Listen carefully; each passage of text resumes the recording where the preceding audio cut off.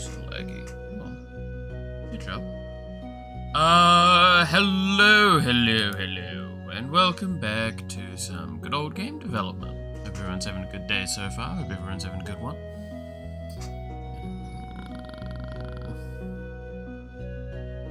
Hey, clap.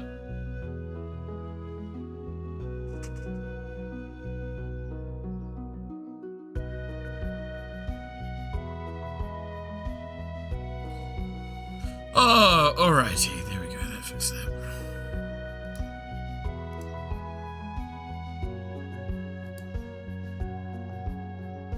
How's it going? All things considered, not too bad. Definitely feeling tired, but when am I not? I mean, I could talk about something that I posted on Twitter the other day that slightly angered me. I'm a bit more calm about it now.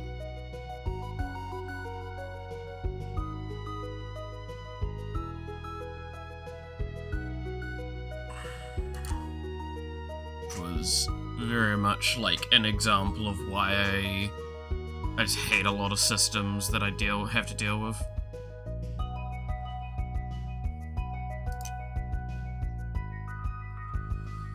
Alright.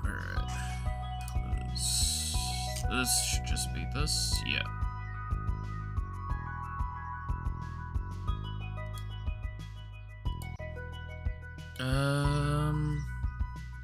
Okay. Did have a fun game of Magic last night that lasted about 5 hours.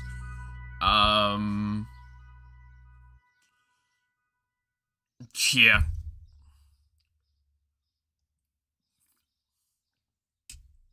That was a game of Magic.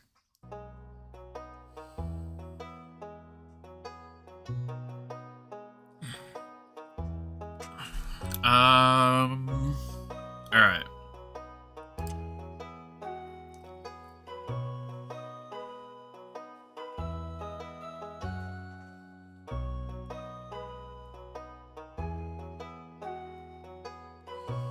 Where am I at with this stuff?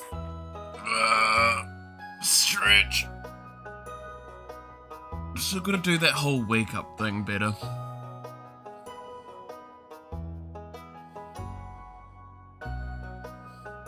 Dude, I technically haven't streamed on Saturday morning for like 2...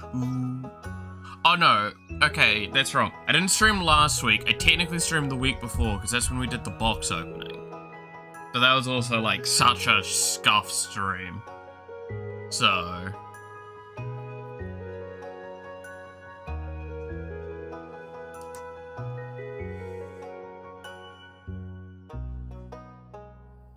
But I haven't been really streaming properly on Saturdays for a little while.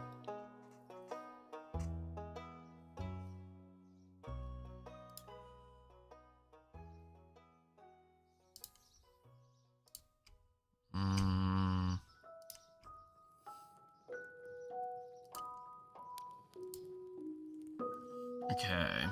So I was gonna add a bunch of architecture to the player.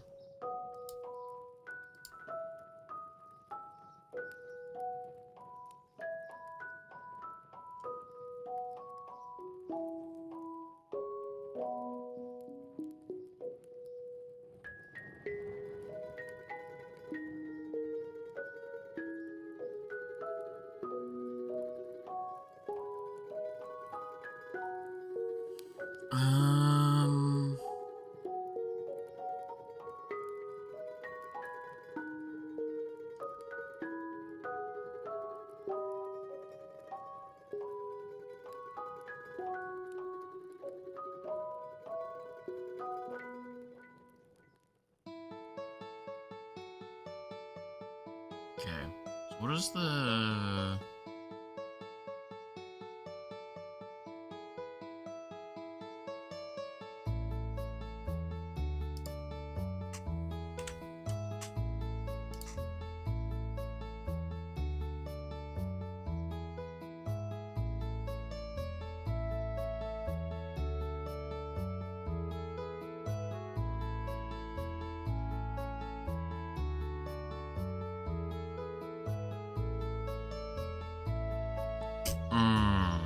That's right. Okay.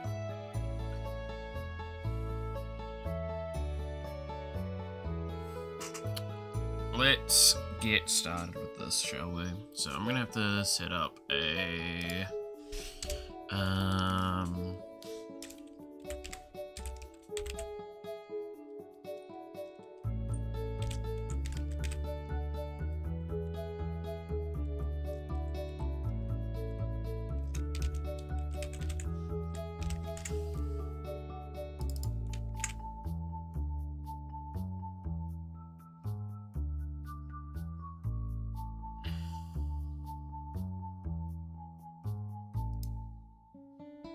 and then I'm gonna have to just probably write it like this.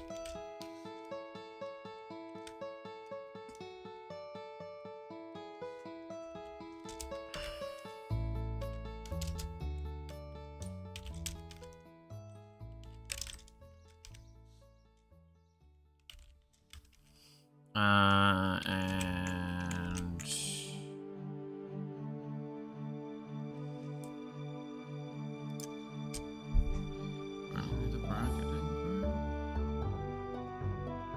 It's probably just safer to do that for copy pasting.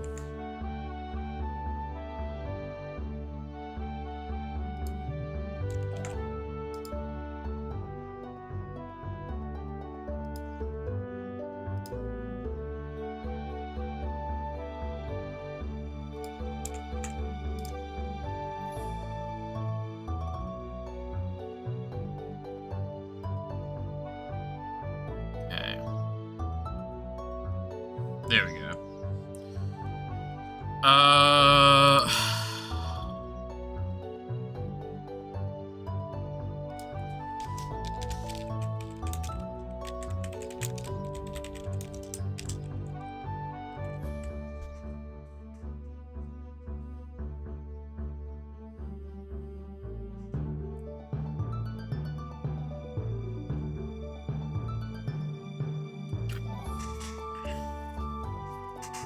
Alright. Oh. This is gonna be really weird now that I think about it. How am I gonna handle all of that?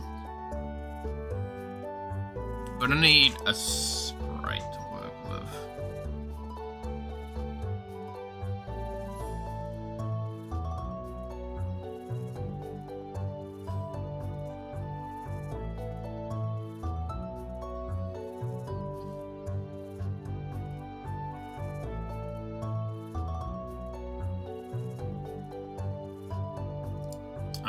So I'm gonna need a temporary sprite for the drone. I'll just draw something really quickly. And this be a 32 by 32.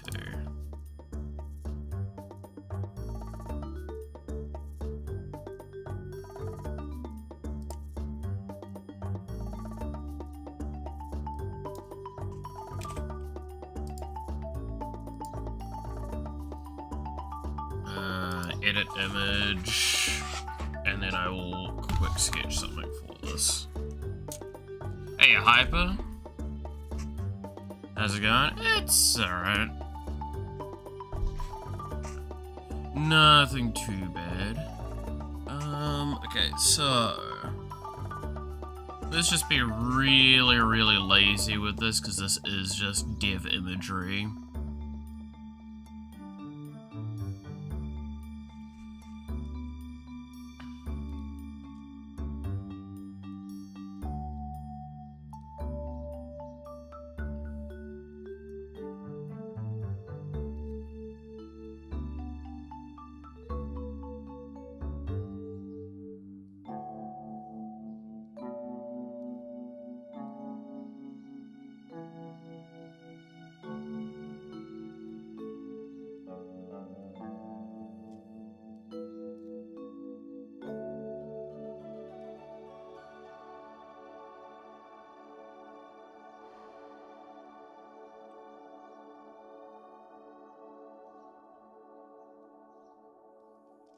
There we go.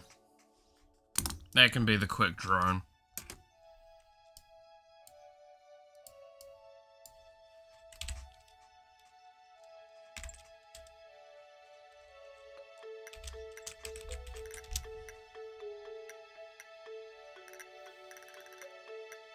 Incredible drawing.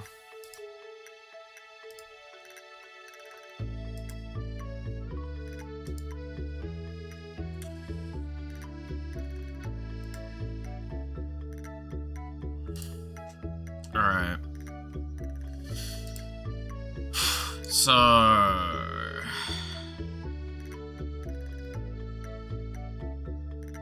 It's gonna require a whole lot of work. I'm not gonna do it right now.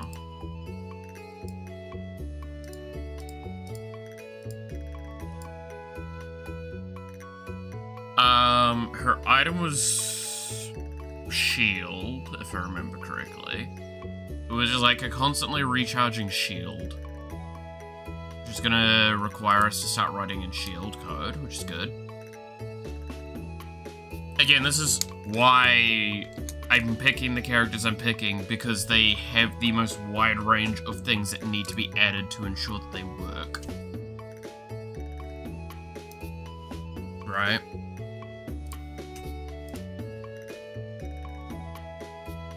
The wider the net that I'm working on at the moment for the characters is the better. Normally that's not the case, but it's good in this case because of what we're doing with it all.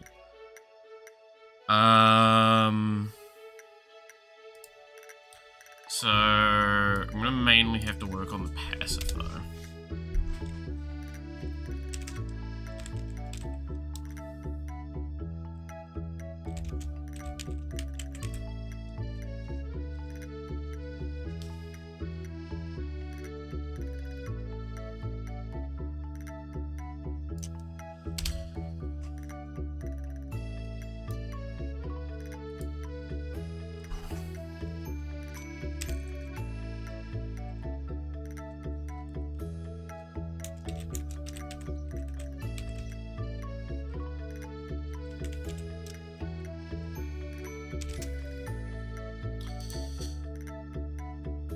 Alright.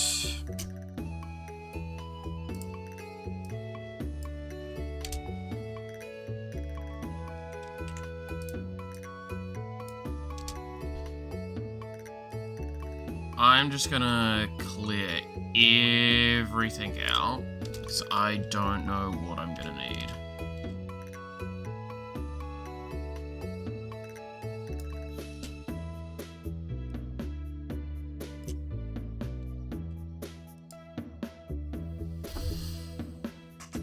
So, with the passive application,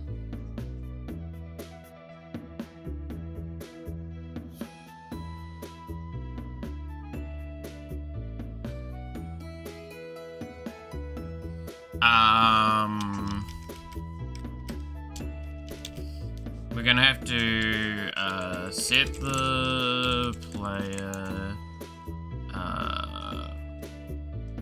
input enable to false, spawn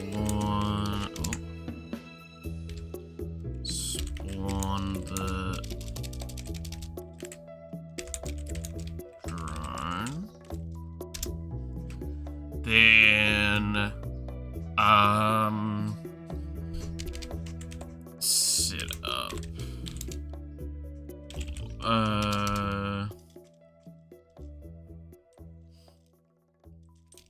AI logic.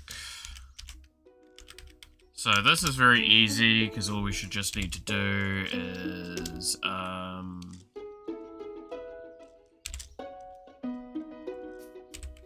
owner dot input enabled equals false. So now if the neuro goes into the room, it should just not be allowed to move.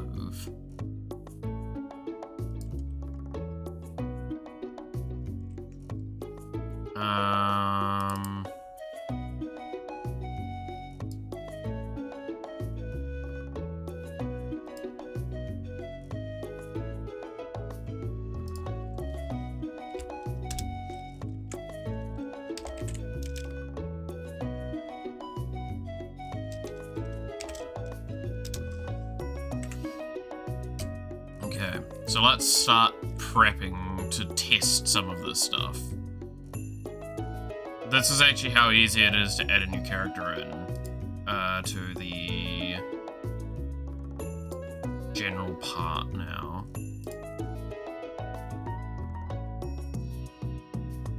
So we want the lobby is where we need to go. Right.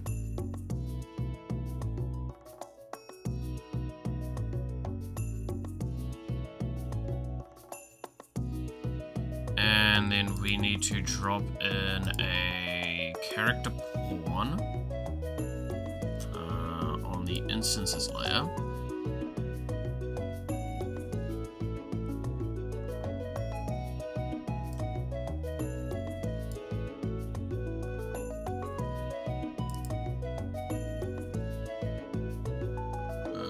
Variables.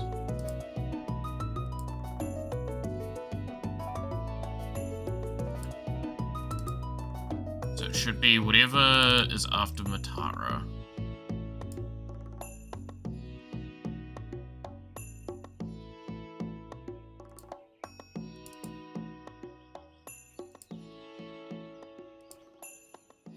That's what is after Mume.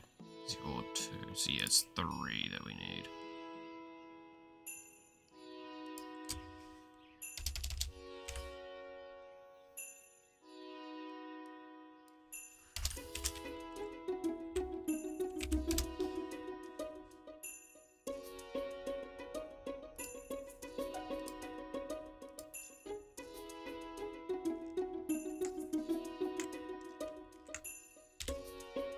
Okay, let's try it. So currently we're looking for a very basic event to occur, which is when we go into the room, I can't move.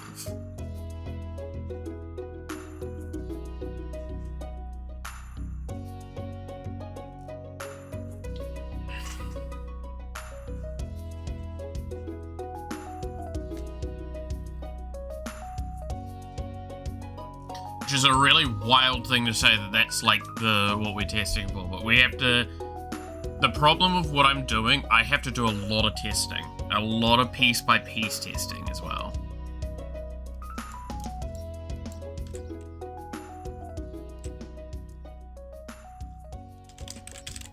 Cool. No input taken. Not even escape menu. Great.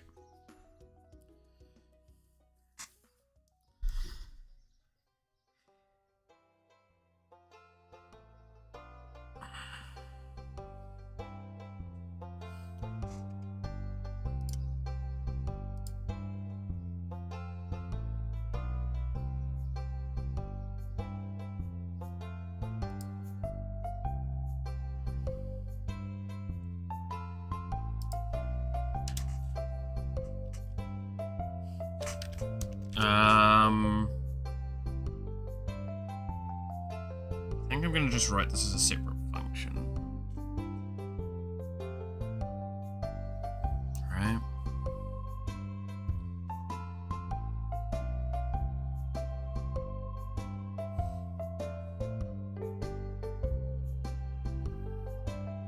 That might be the best way.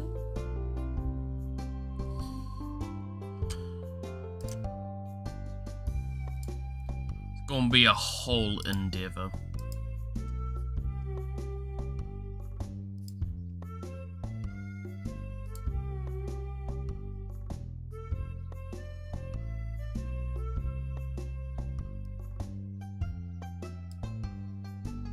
Oh yeah, I did get called out before stream, by the way. I was potentially playing a quick run of Vampire Survivors to unlock some more stuff, like right before stream started, and is why I was like a minute or two late.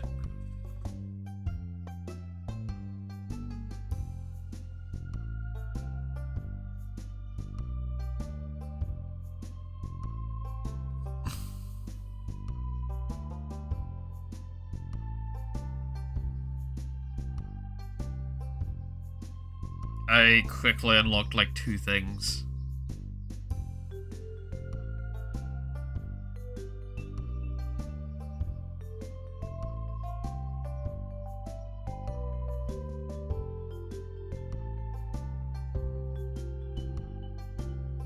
was nice.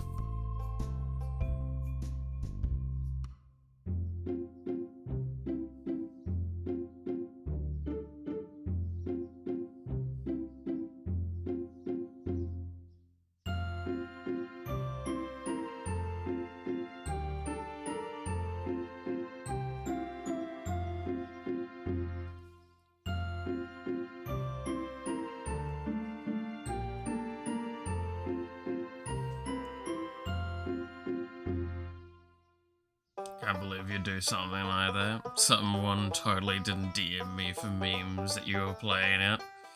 Yeah.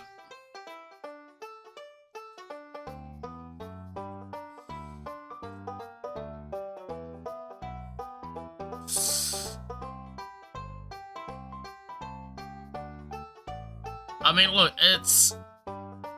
Say what you will, right? Irregardless of what anyone will say to me on that game, you have to understand, I'm making a game based off it, right? Like, conceptually as core concepts, I'm making a game based on it. Yeah, I like Vampire Survivors.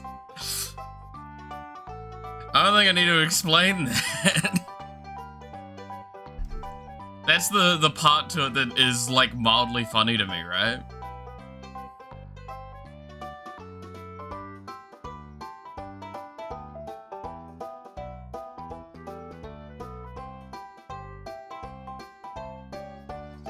Who would have guessed? Exactly.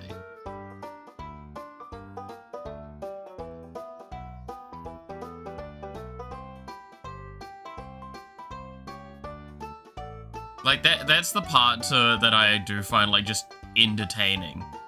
It's like, yeah, I like the game. How can you tell?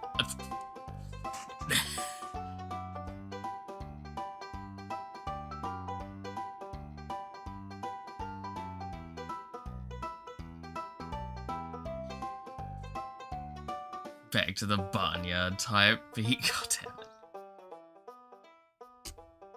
Dude, I like my Stardew Valley OST, man. It's a nice OST to just, like, leave to vibe. And it's making me want to play it. Just good and bad.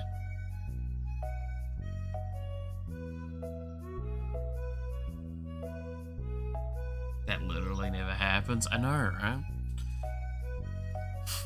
I mean, to be fair, it doesn't help that, like, technically speaking, at this point in time, you could consider me working on 3 games. Loosely.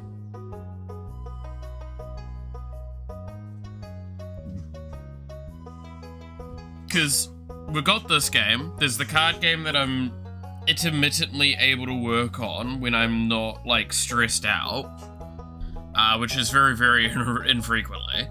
And then there's one that I write for, but that's all I do because it's going to be primarily art and writing that's going to have to work hard for it.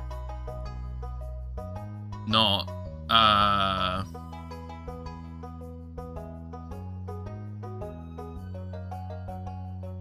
like, actual thing.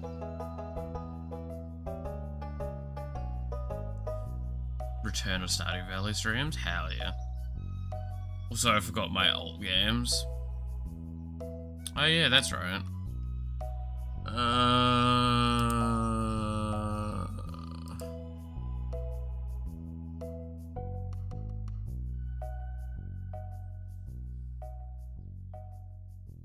Which one was...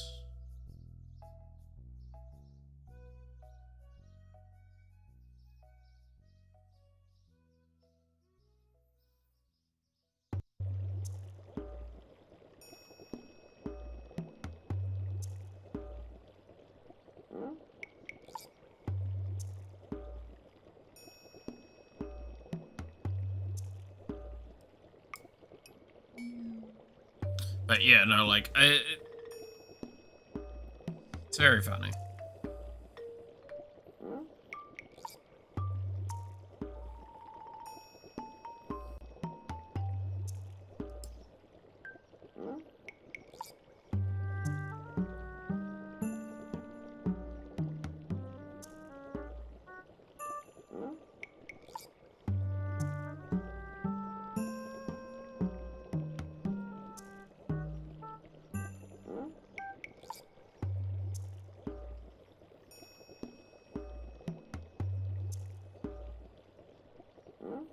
Um...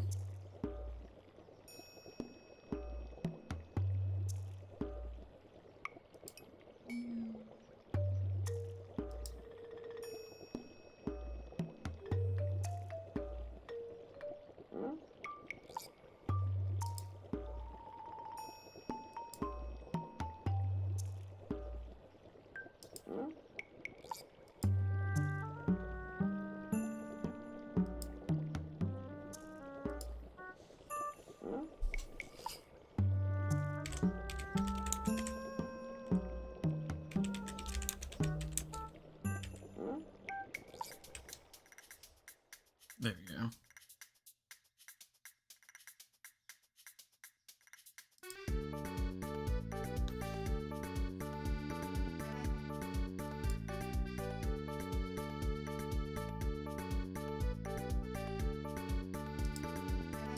I can't send that? Damn. Due to regional price differences, the gift you are trying to send cannot be sent to the recipient's region. That's fucking upsetting.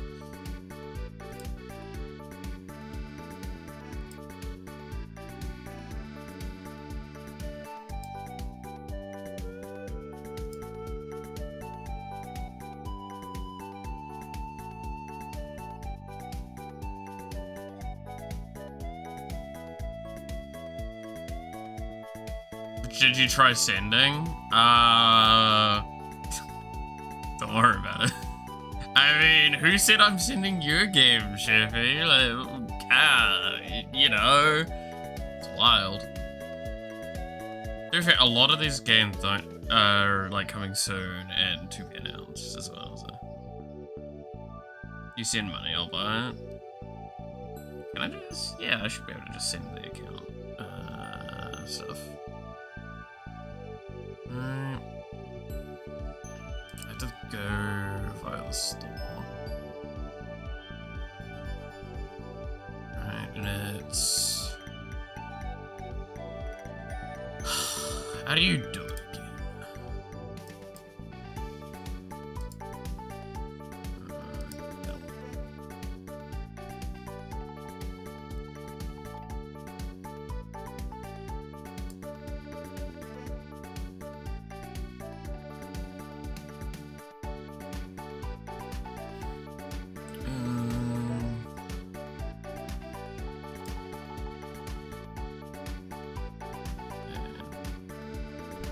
No, it's just, you just go to browse on the store page. You can see it easily.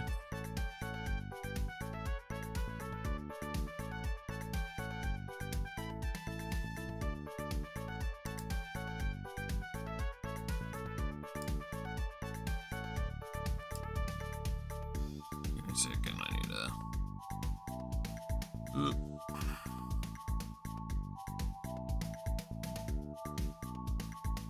You can do that, yeah. It's the easy way to do it.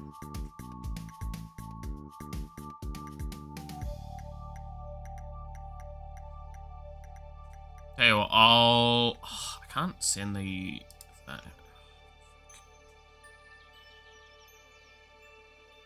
That's, yeah, I'll just... Oh, my phone is also, like, updating. I'm just gonna do this. This will just help get you closer to whatever you want to get.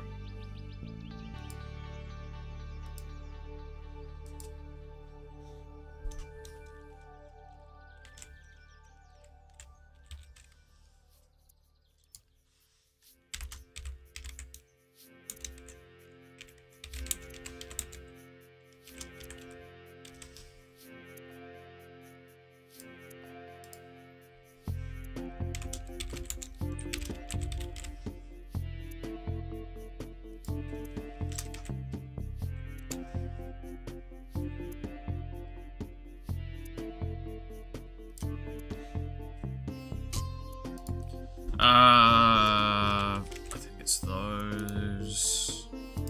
That's, yeah. Have fun with that. It's not much, but it's the easiest I can send at the moment.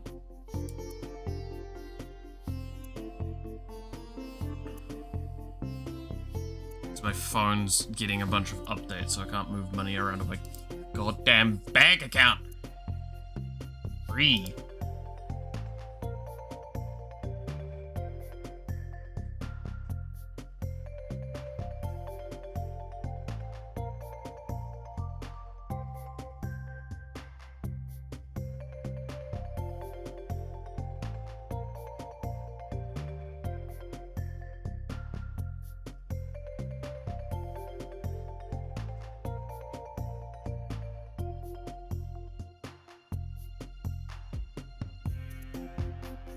Alright, there we go. Blah, blah, blah, blah, blah. Yeah. Which we were aiming for. I kind of just... It's a fucking tentacle trap one, I think. Because it just sounded funny to me. That's gonna sound really amazing outside of context to anyone here. I'm not gonna explain it further.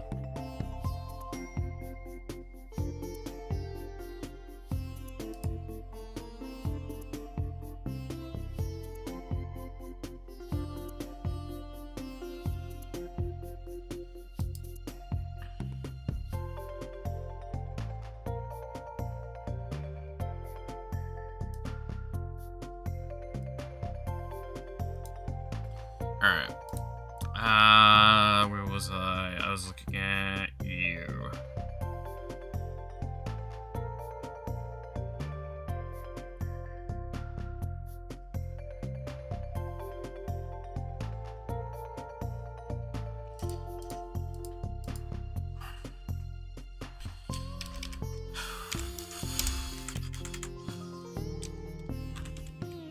I feel like I don't need to separate this function, I'll be honest, because separating the function just creates a bit of a dangerous...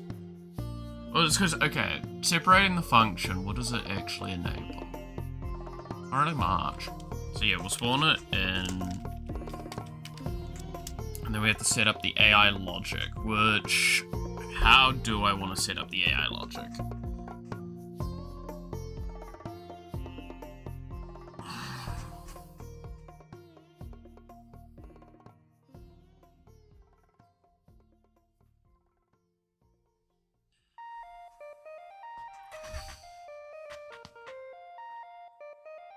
Because this is also the more complex one of I'm going to apply AI logic to the player, not to a summon, and then the summon's going to take the player input.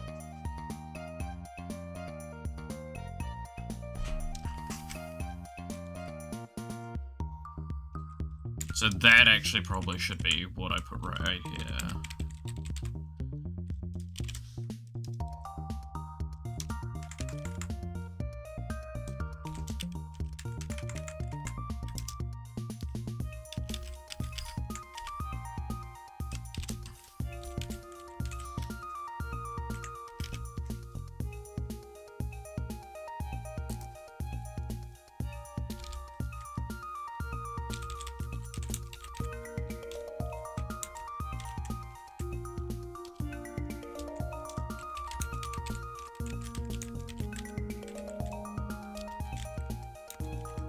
There we go.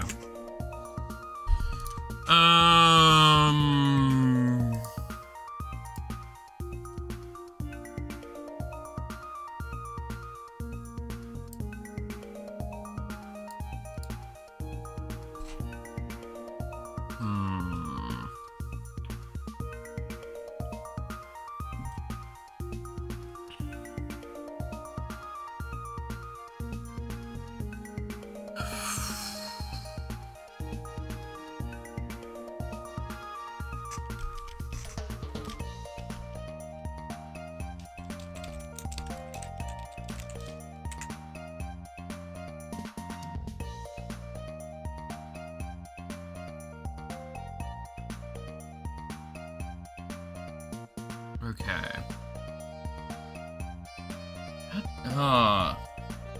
This is the problem with this system, is it's so weirdly connected. I'm not sure where I start from to get it working. Like, I need to make the... I need to make the most basic logic, and then I need to make the most complex version of the logic, and then I need to work from there, right?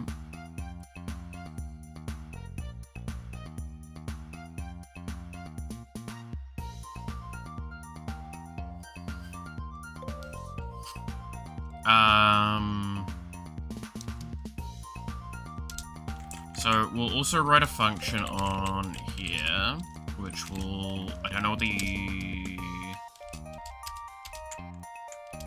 inputs will be for now, but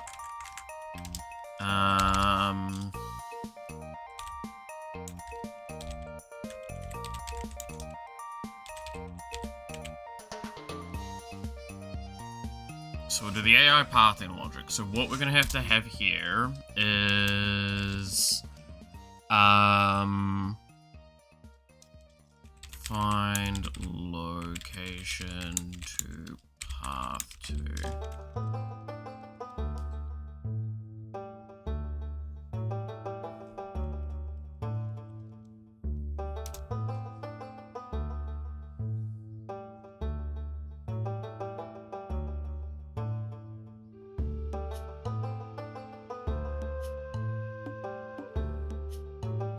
So we're definitely going to need to pass through the struct, because we're going to probably write in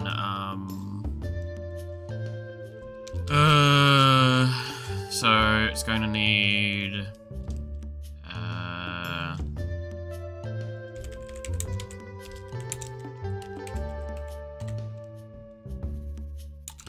safety range, buffer for target location from values.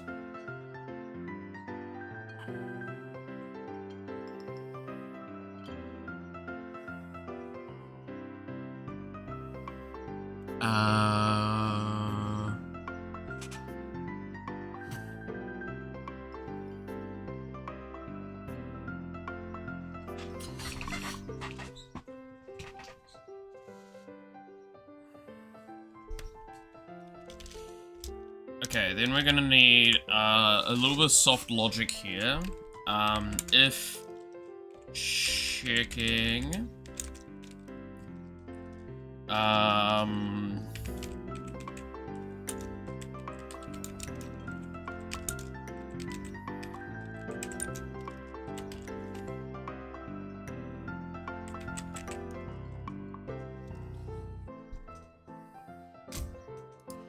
so, as a soft reminder, how Neuro is going to work is that the passive is basically going to say, every few seconds, Neuro will take an action. Like, decide upon an action to take. The higher the level, the quicker the response time, basically, right? To give an example, this is what we've got currently, and I'm not saying this is gonna stick, but this is what we've got. It starts with 5 seconds, and it just tries to chase enemies. Then, it'll minus 1 second of the response time, and now it will see if, like, if a Neuro's health is below 50%, it will try and retreat instead, right? Then, next one, minus another second. It no longer passes on top of the enemies, or like it passes with a bigger buffer range against enemies, but like not too much so it still can attack with weapons. Like it will try and pass to a slightly more advantageous position. Then minus again, and it will improve the runaway logic that it'll have. And then, like, basically, it's you're cutting off a second constantly was the idea. I don't know if I'm going to go for that longer time, though. I might reduce the base amount, but reduce how much it's cutting off per level of her response time. But it was the idea that you're leveling up the passive because it's leveling up her coding. Or, like, the code for her. You're starting off with a fairly simple thing, and then later on it becomes quite complex and actually smart enough to try and play properly.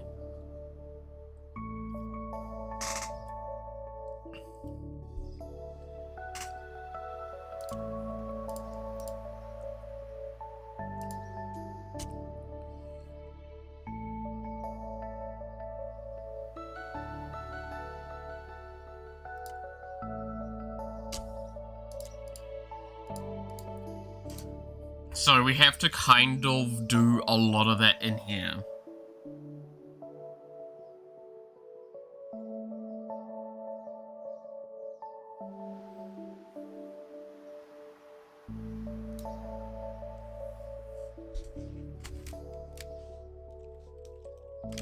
So we'll have to write a lot of like random if checks.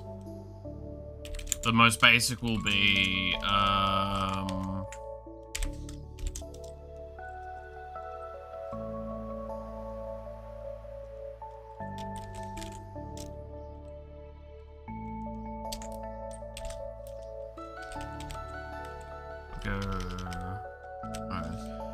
if owner dot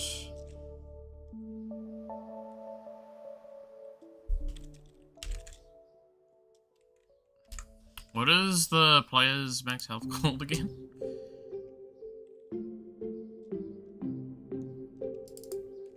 Health max, health current.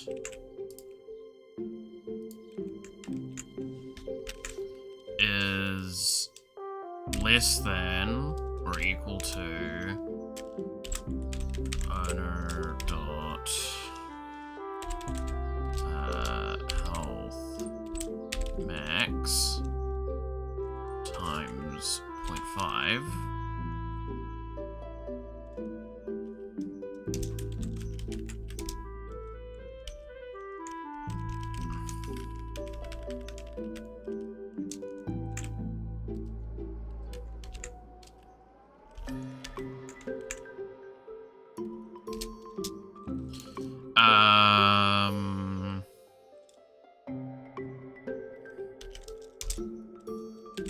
Else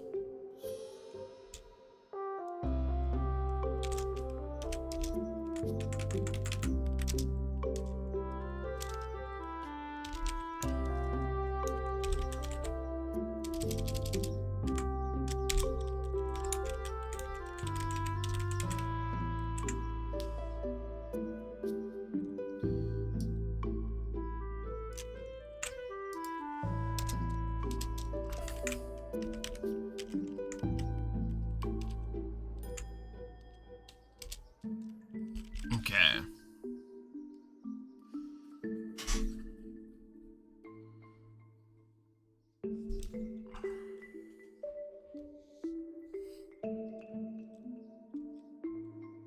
So I think how I'm gonna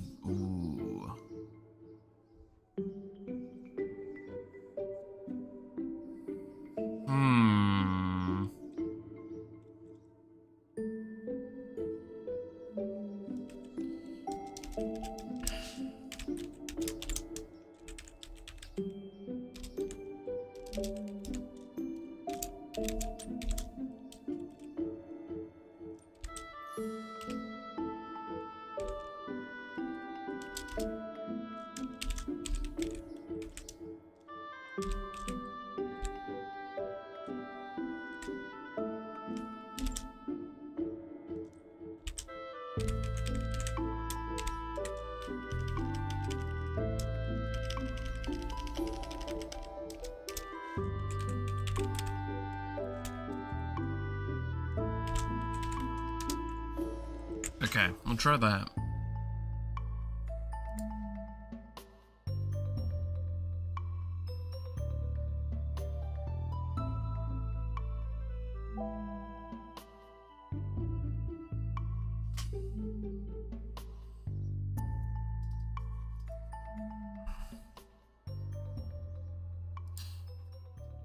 So,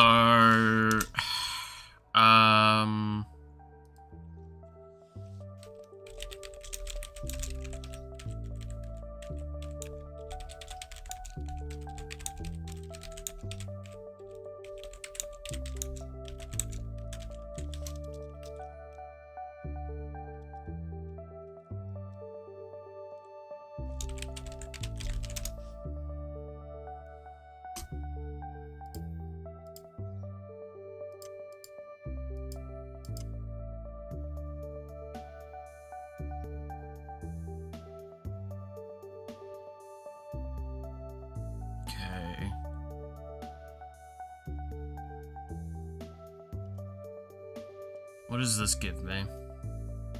No, this is probably not what I want. Instance furthest.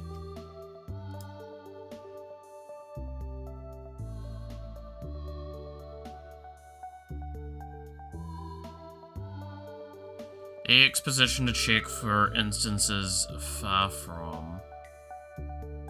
So this will check all the instances of the given object to see which is the furthest from the given XY point. Yeah, that's not what I'm wanting. I'd want kind of almost the inverse of that.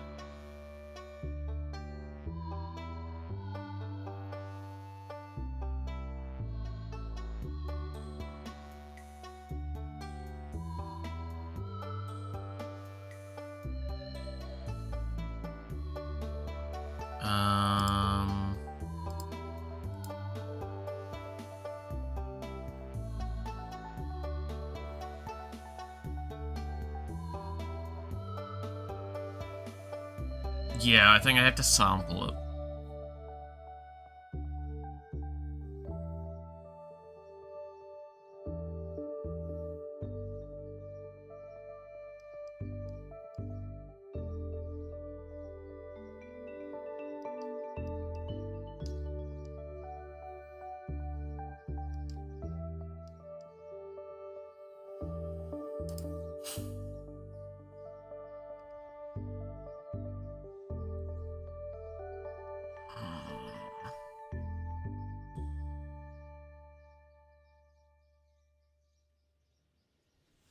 Okay, so,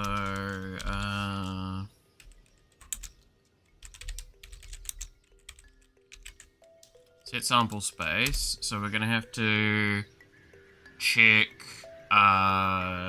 area around. So we're gonna have to get all of the pathable points in an area around Neuro.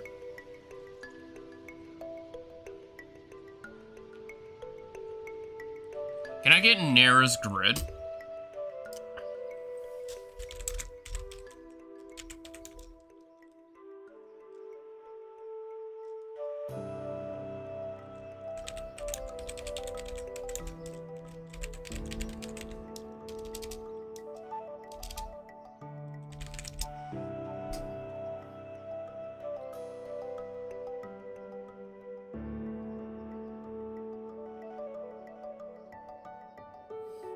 Because if we go to summon,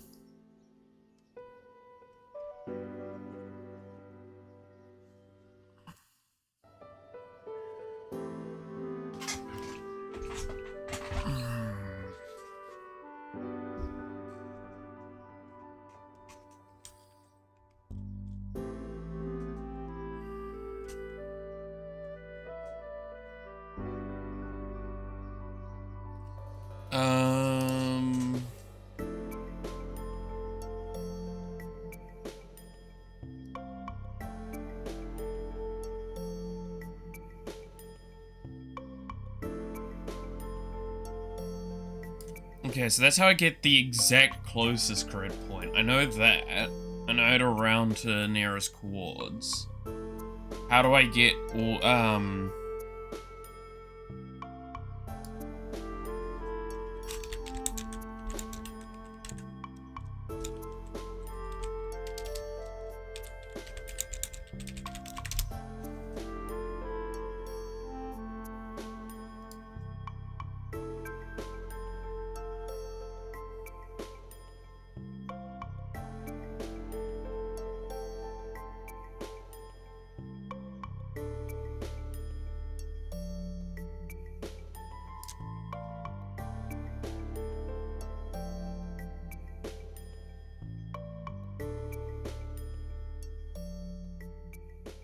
oh god, this is gonna be nasty, isn't it?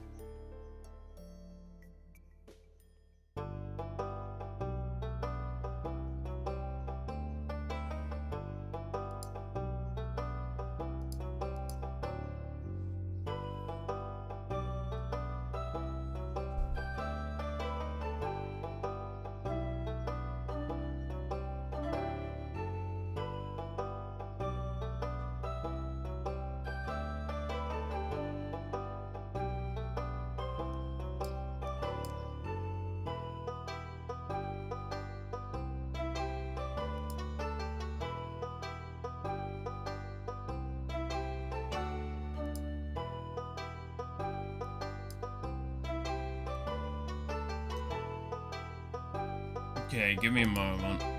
I need to...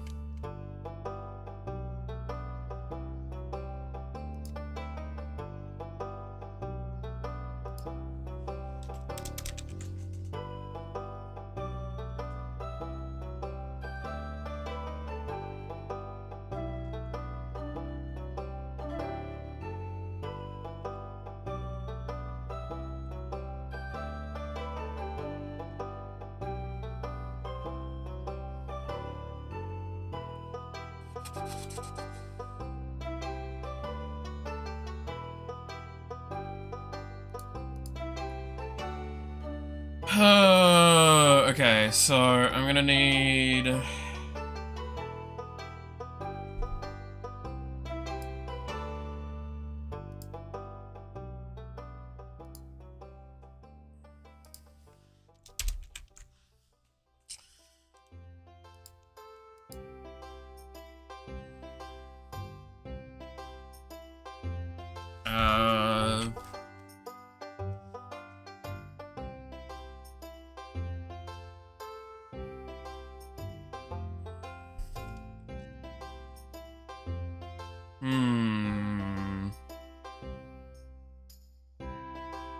I need...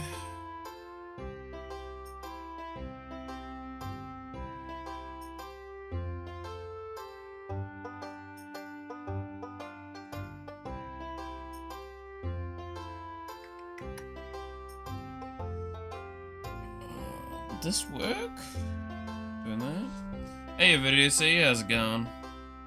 Hope you're having an awesome day. I mean, it's not bad so far. I can say that.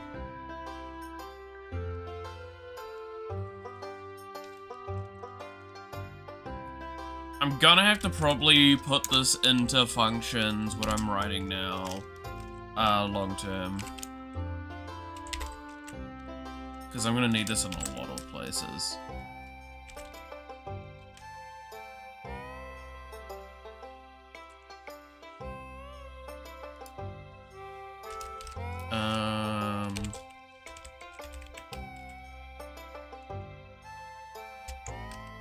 Okay. For now, I'm going to actually not write this here.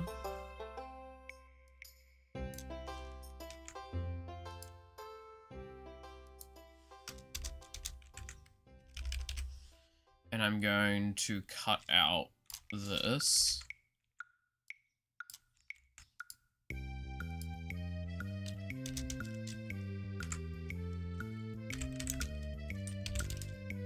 So I'm gonna need...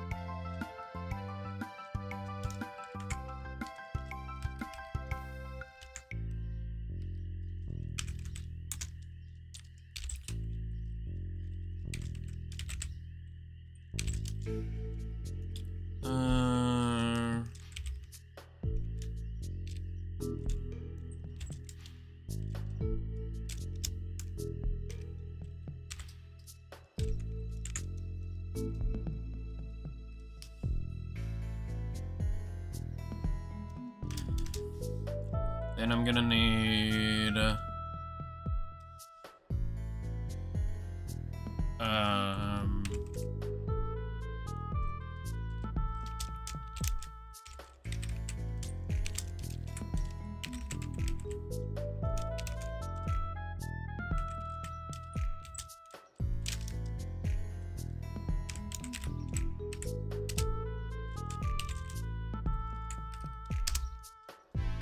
Then I need to give the ID for the grid, which... where will the ID for the grid be? I think the player should actually have the coordinate, like the grid in them, right? Is the grid internal on the player? Because I feel like I did have that. Or is it just checking against? No, it's just got collision tiles, not grid. Okay.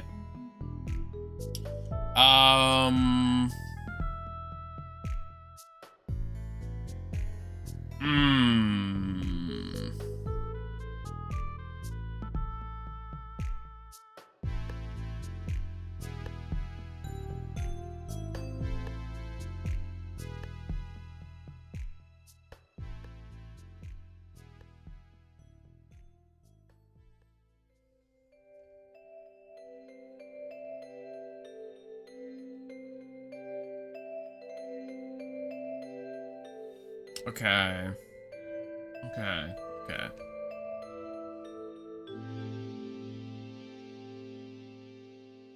So I might...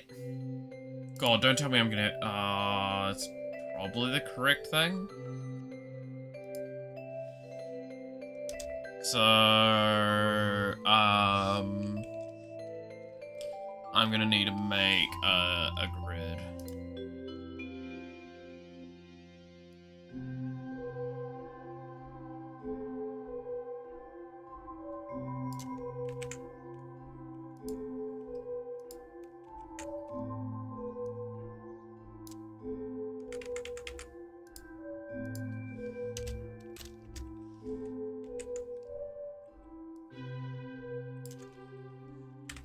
It's 16 by base, right?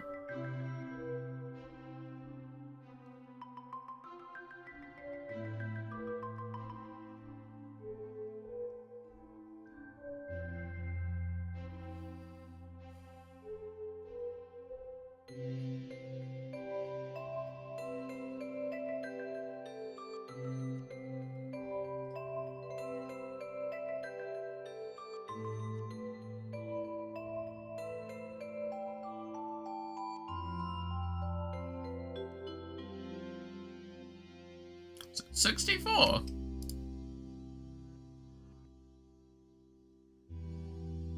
I've got it as 64s on that. I'll probably do it as 16s then on the player. Fuck it, might as well. Instruct,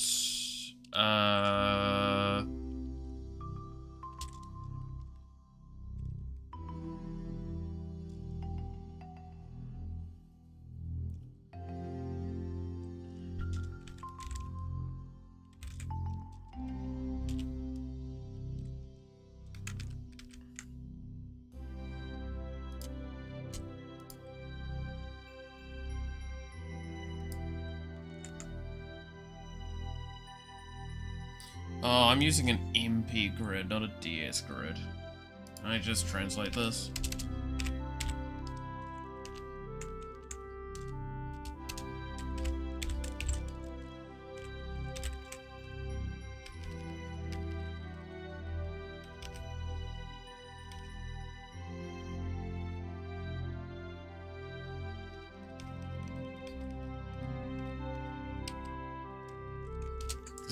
I'm using the cell system, right?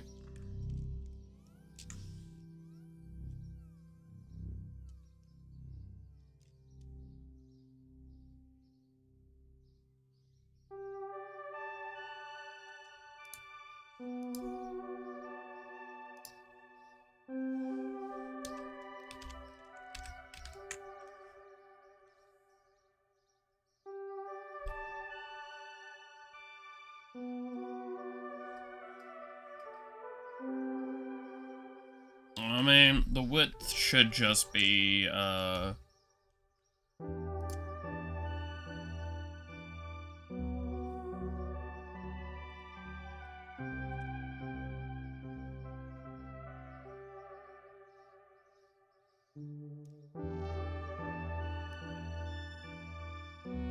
this.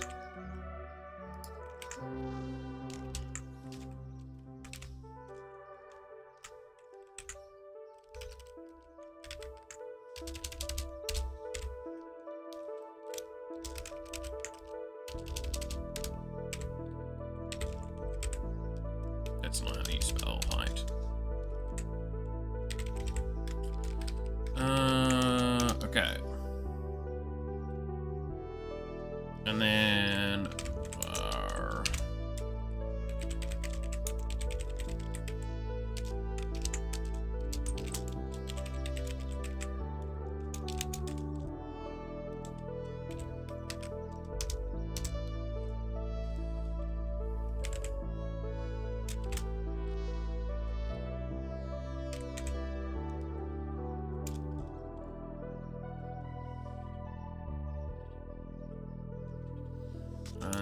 let's just do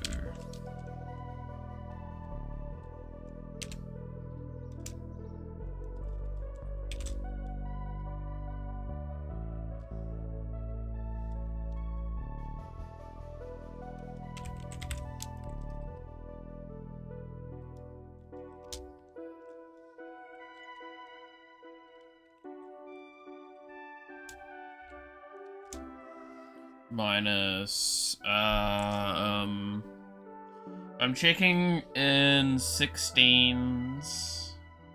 Let's just give it a solid, actually, let's probably write this as a variable.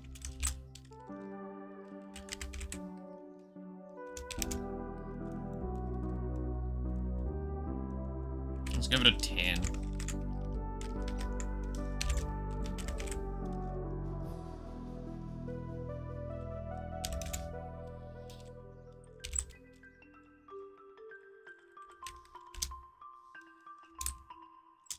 Wait, no, sorry, that's, column,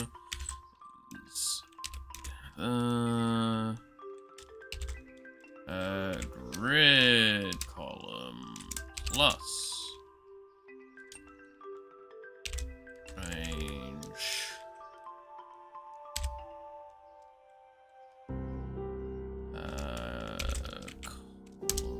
column plus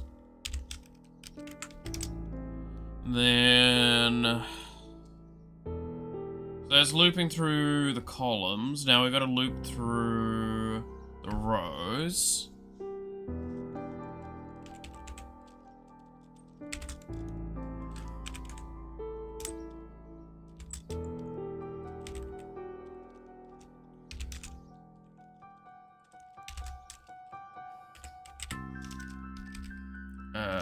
Row minus range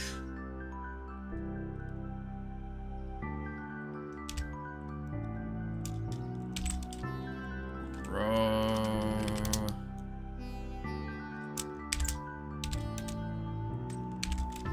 grid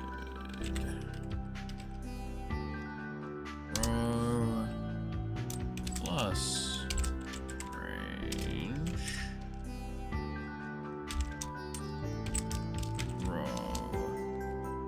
plus. Oh.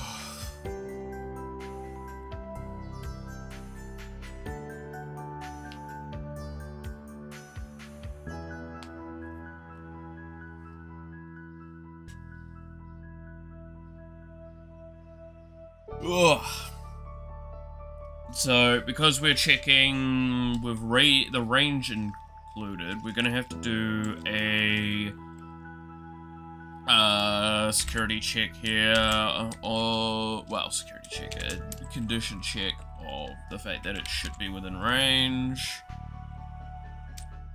So it should be greater than or equal to 0. And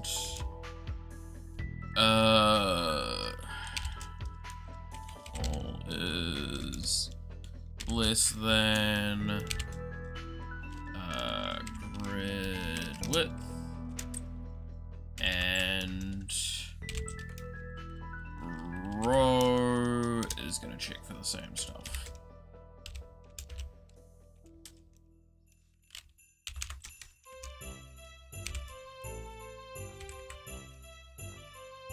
Right? Yeah.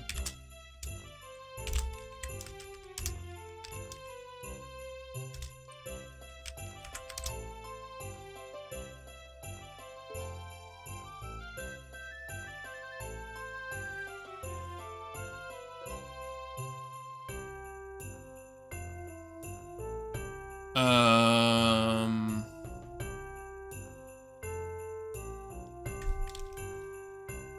mean, I could also skip.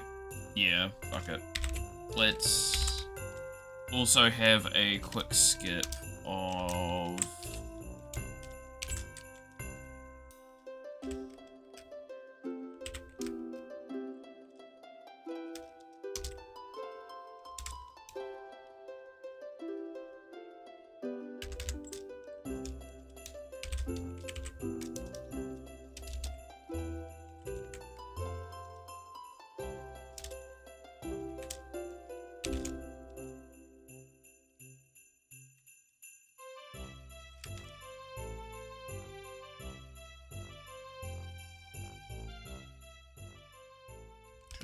Actually, wait, no, this should be.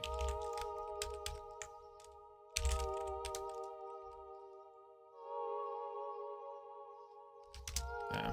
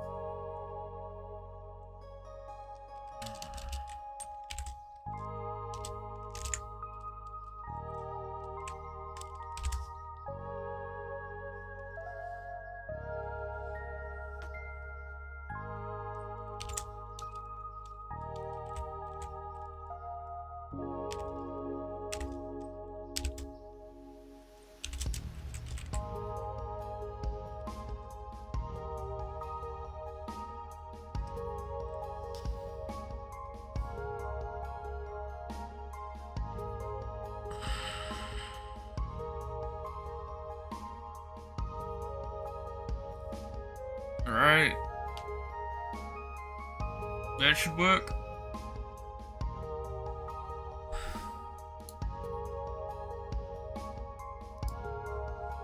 To getting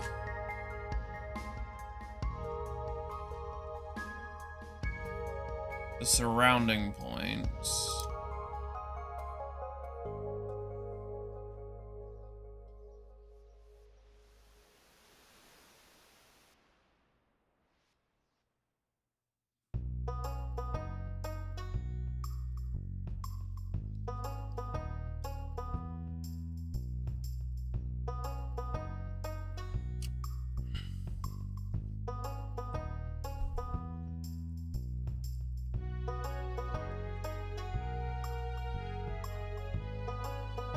Alright. So this gives us all of the areas it could move to.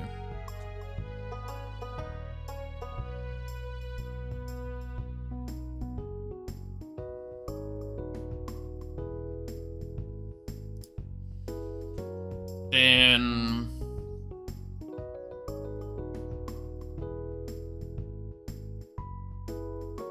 I just find the correct one to go to.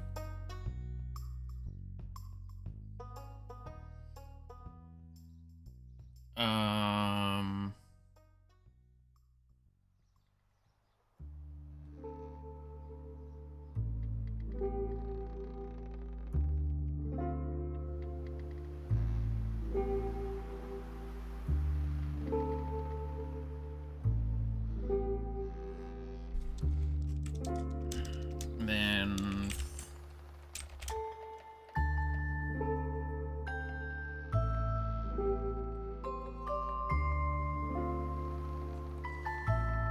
for I equals 0, I is length, found points, I plus plus.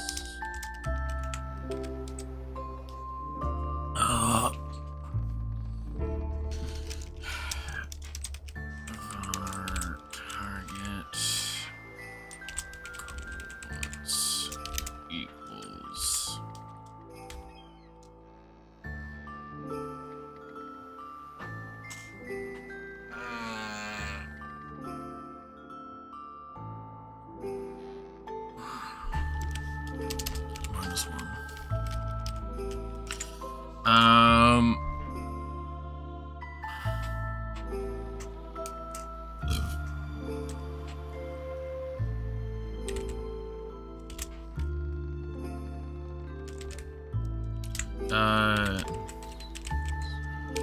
exists, enemy parent.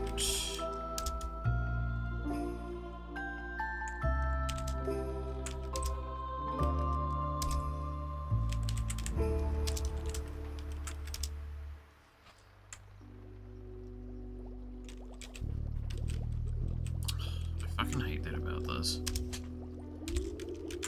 There we go. Else,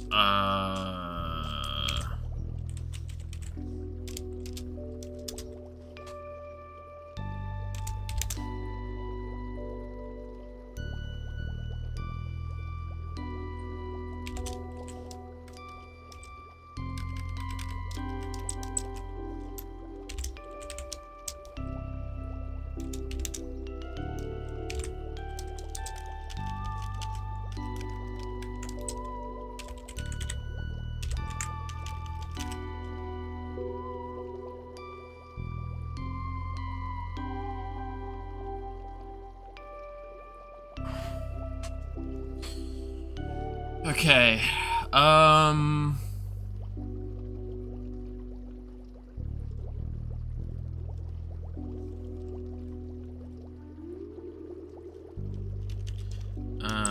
so we're gonna have,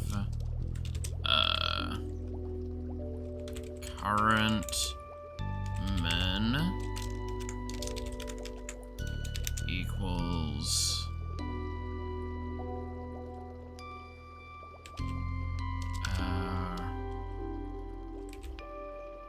room width var dis min equals so this is where we're gonna like God, this is getting nuts. I'm losing my mind on this one. So distance minimum should probably be something like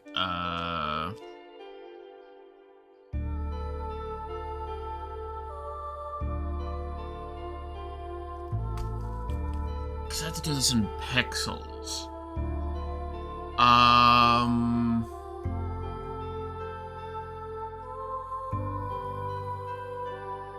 So let's just say 10 for now. Okay,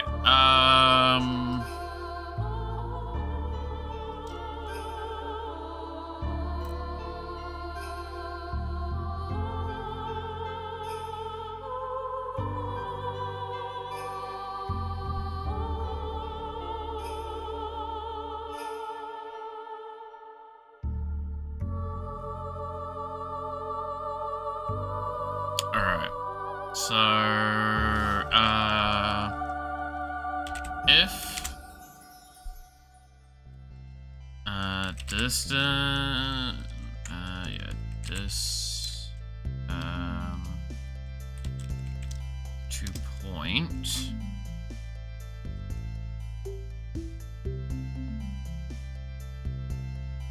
no, distance,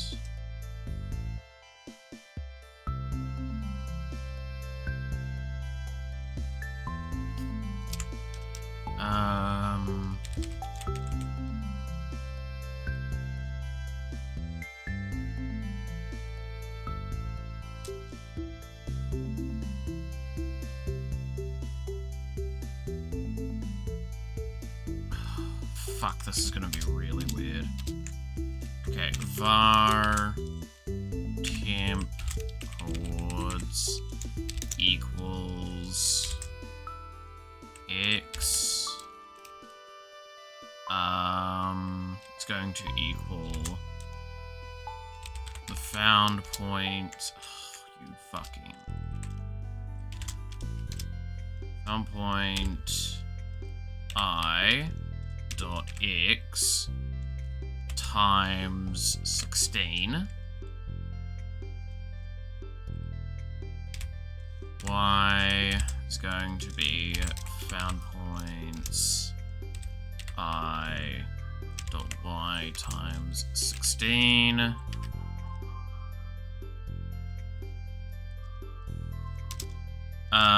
Then we're gonna go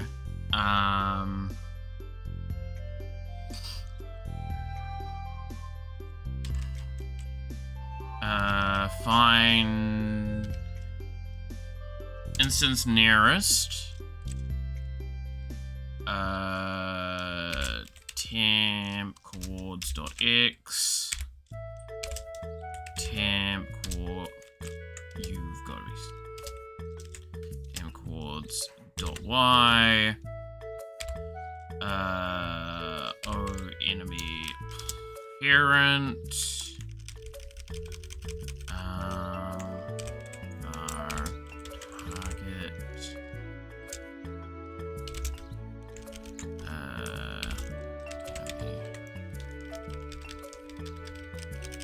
actually no, not target, we'll give it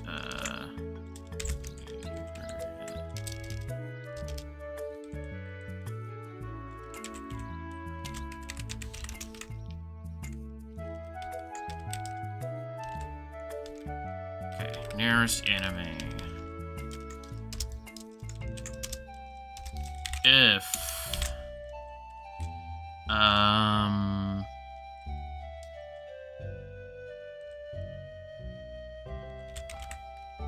point distance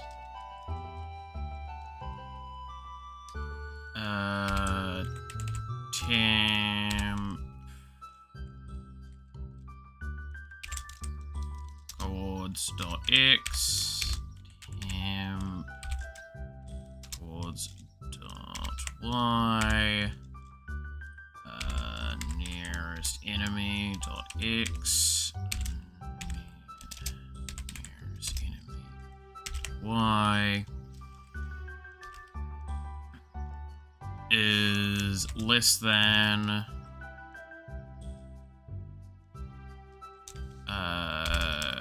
current min, then current min equals this distance.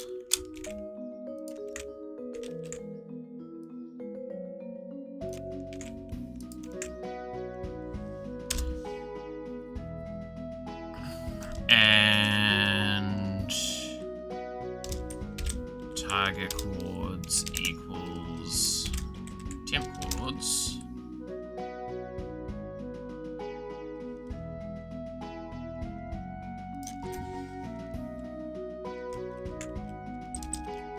I should actually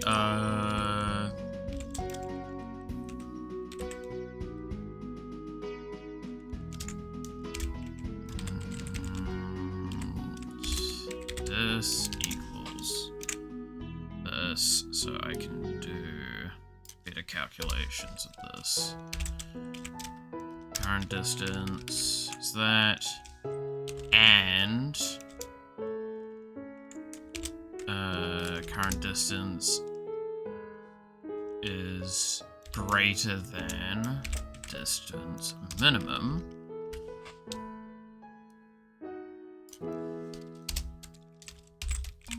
Current distance. Oh.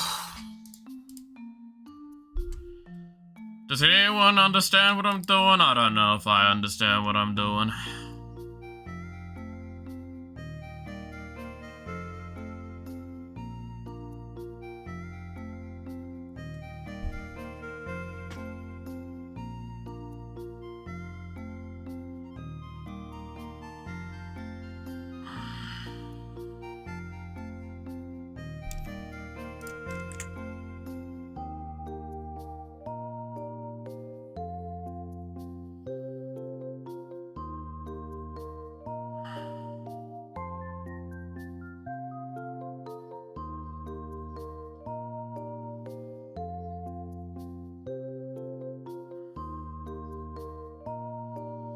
Okay.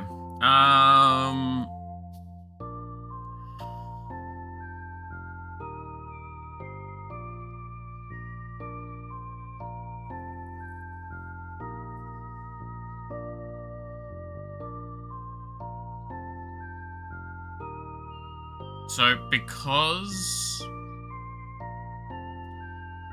we're not going to be functioning this correctly for now,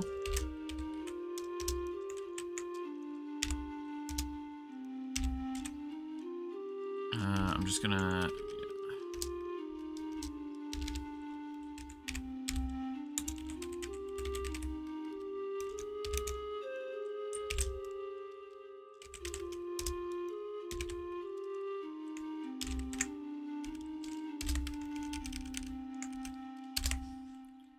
Okay.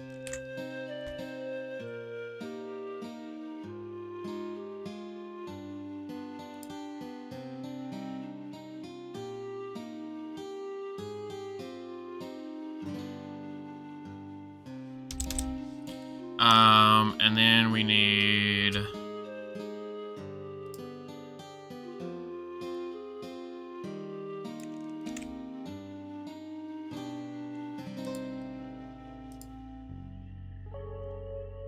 No.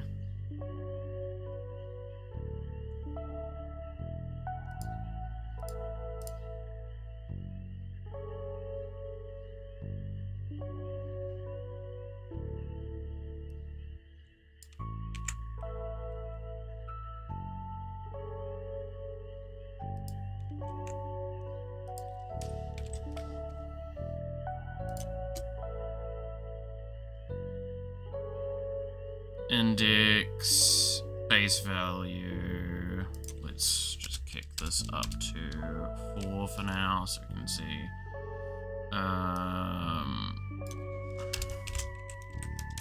Struct dot func 2, and then it would be struct owner.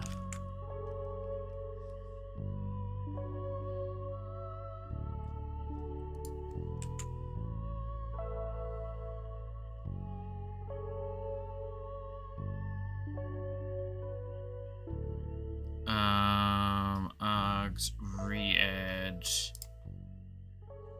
true. And I believe if I leave repetitions empty, it should just repeat indefinitely. Okay. Let's see if this runs.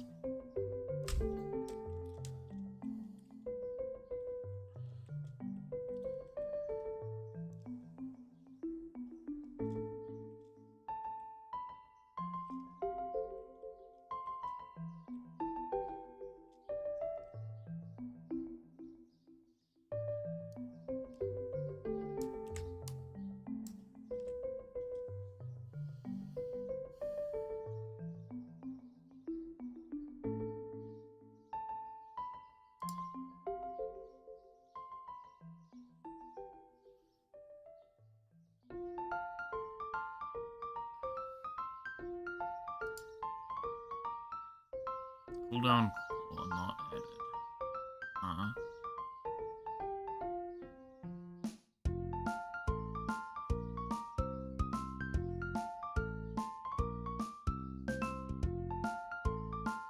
Skill const core dot owner not set before reading. Ew. Oops.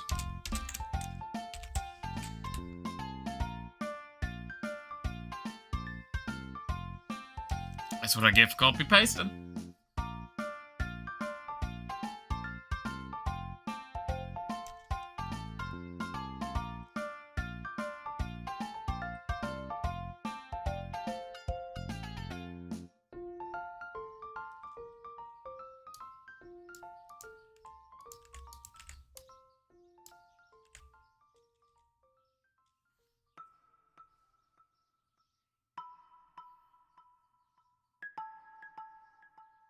One 6 2. owner.ex return x. Unknown object owner, I guess so.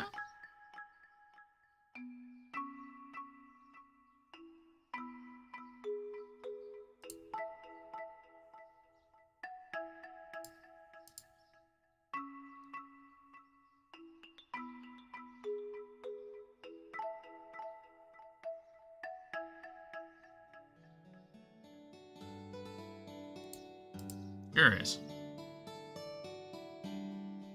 Wait, what?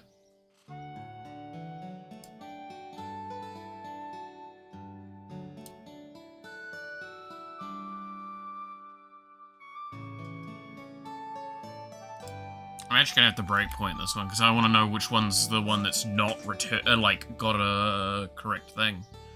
If it's the returner or if it's the owner.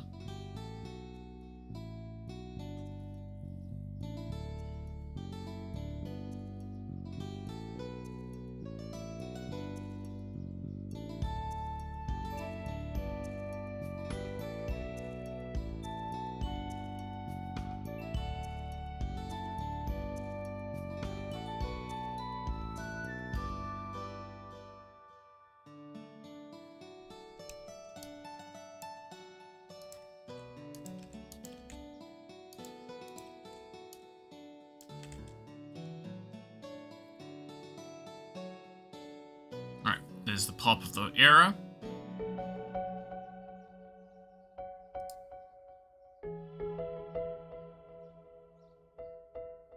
Ah, cool. It is the return.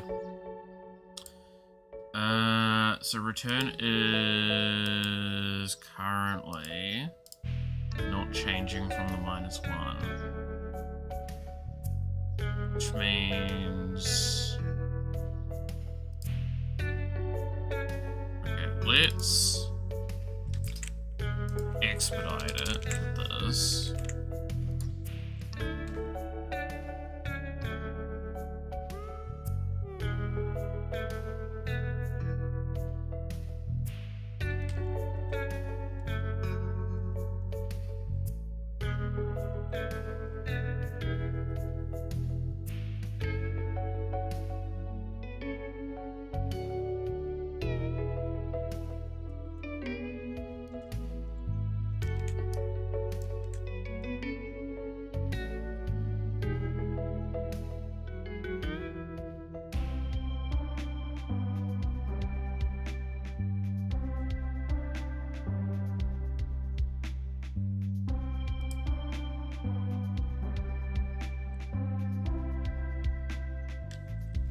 Doesn't seem to be moving.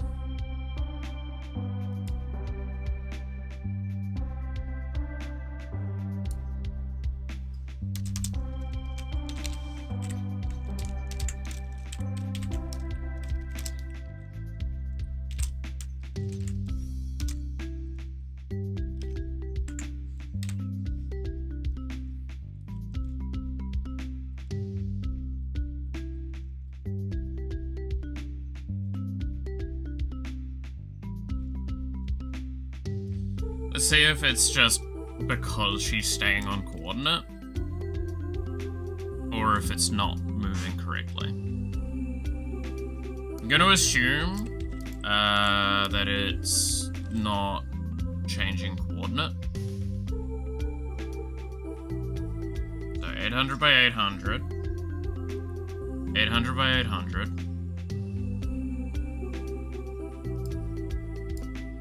Yeah, so that's not doing anything. So my immediate question is,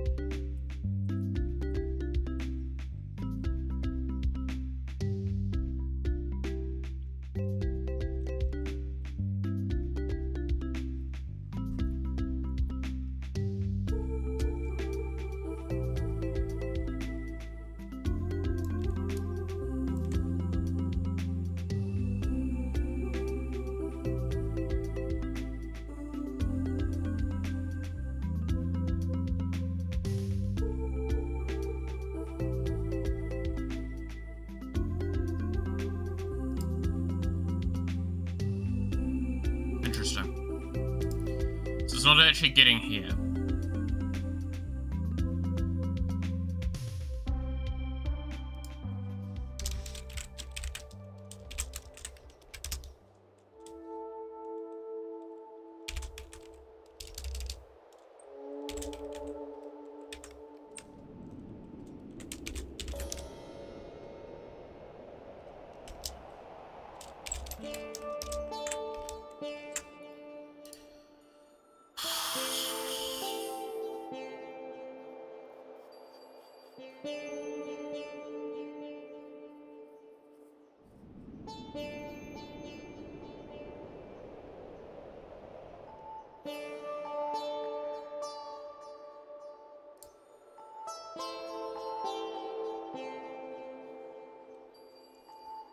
There's actually another thing I'll just quickly change. Index 2. This will speed up a very minor amount of the testing.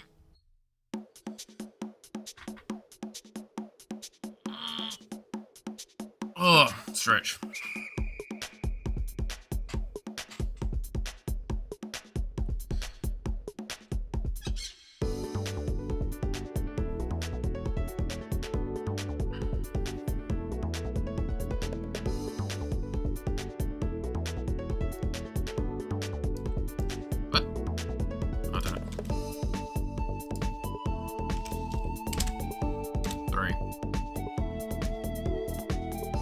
There we go.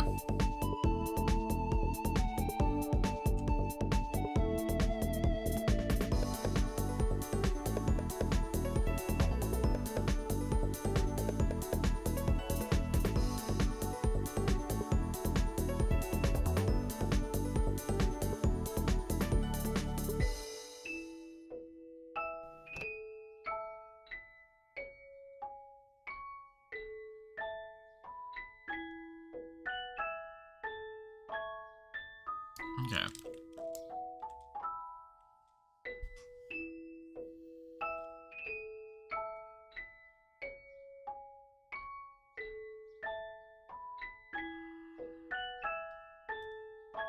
Okay, so there's no valid points it's getting.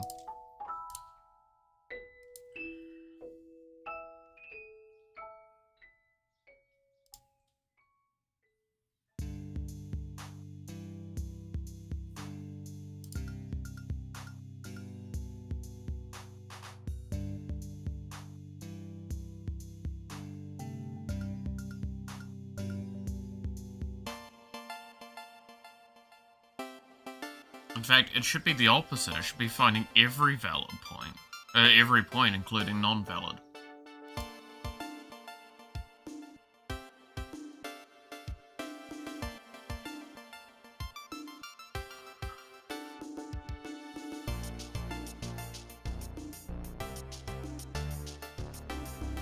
That's actually really confusing then.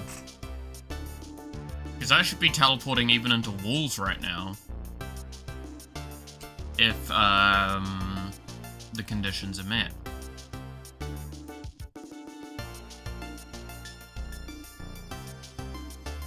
Okay, what's not happening then?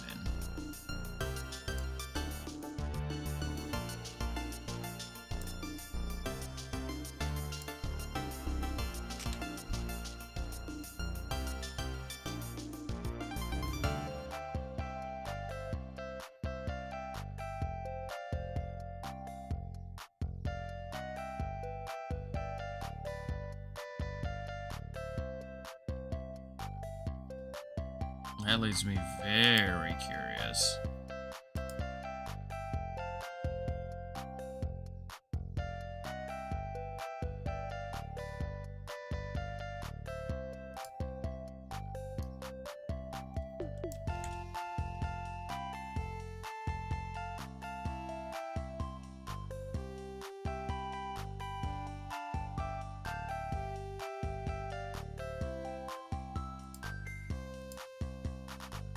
Okay, so we're meeting you.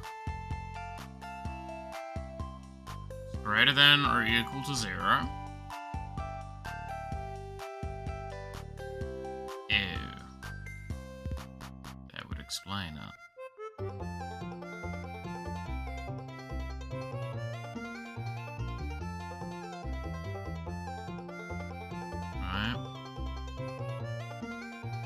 Yeah. Okay. No, I kind of understand what I fucked up now.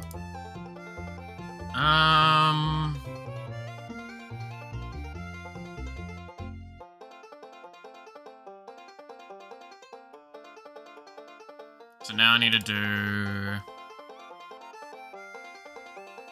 Wait a sec.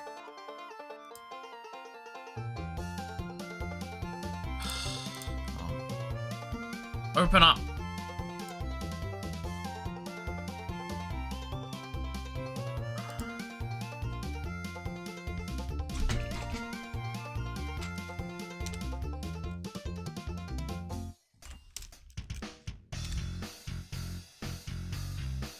There we go.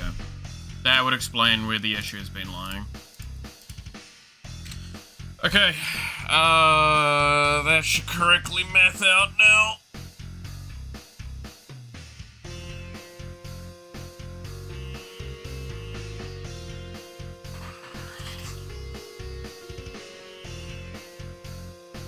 Have I ever told you the tale of Darth Plagueis the Wise?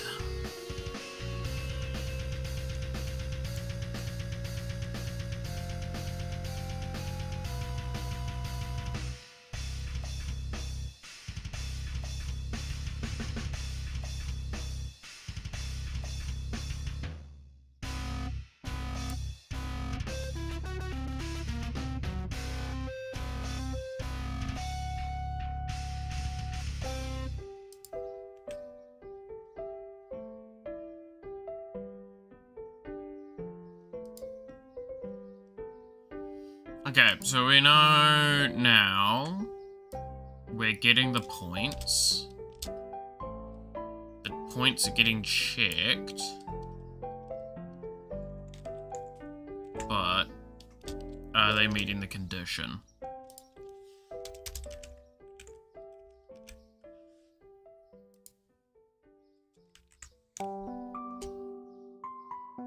And if not, why?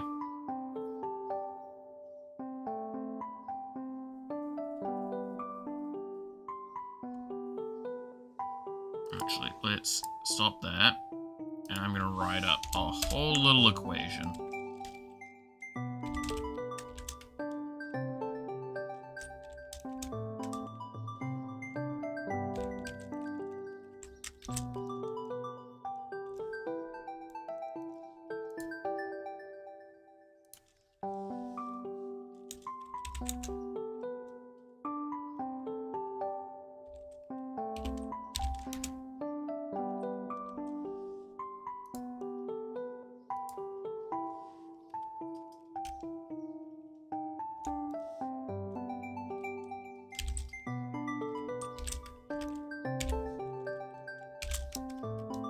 Current distance.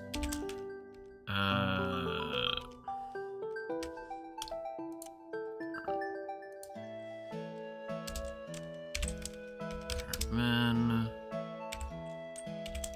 This min.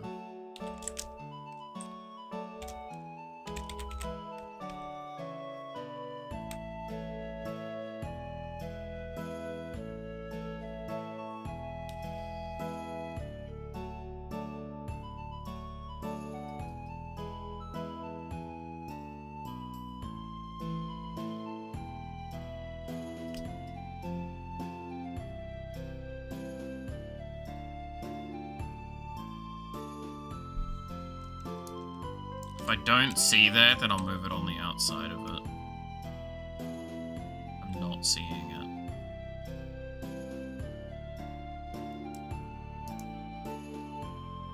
I am seeing it.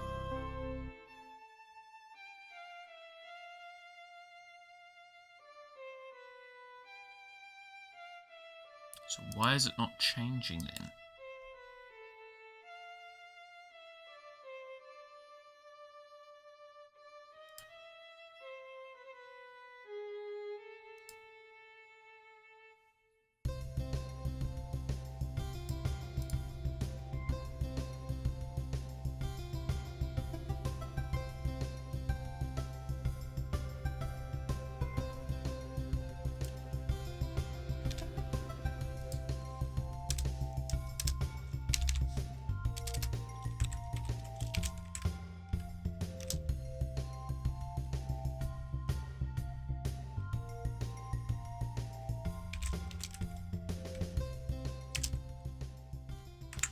Pretty big temp coordinates, because I'm now really curious as to why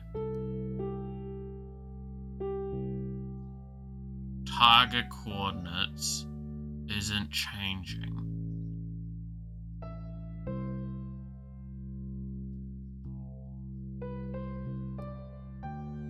Sucks with this.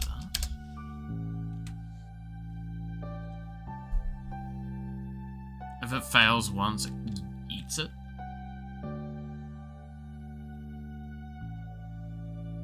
Again, we should be teleporting around the place, is what should be happening.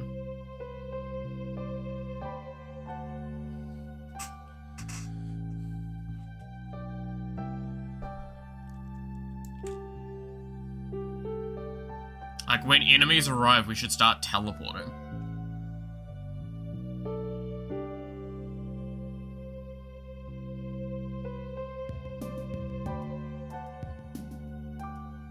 Why are we not? What is happening that's not...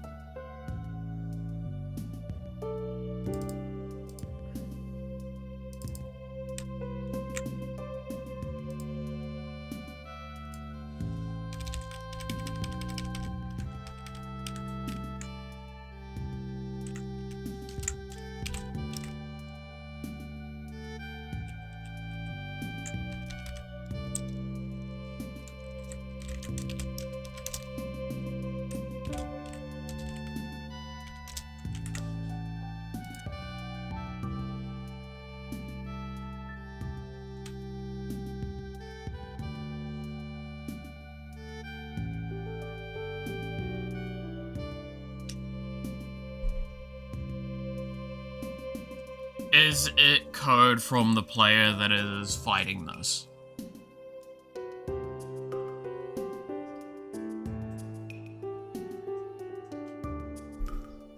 Because if that's the case, I can do something about that. I need to know that though, because I need to know that it's outputting a different variable from these two.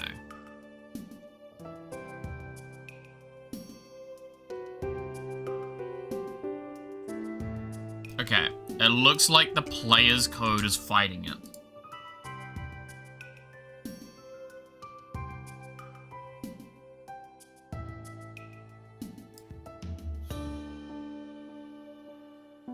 Yeah, so that would explain.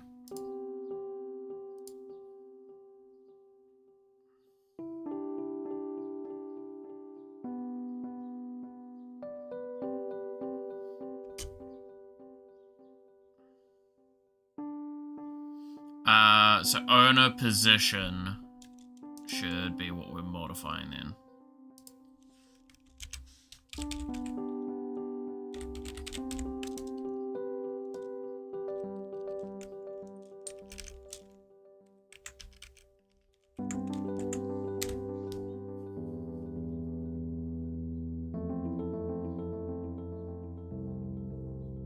Because it's overlay, like, so what's happening is it's basically a chase code scenario. This code is running before the chase code would run. Or like the code in the player is running, so it's basically trying to change the coordinates, then it's failing to change the coordinates because the coordinates can't, are still set to the previous. Now we should teleport around. Yeah, there we go.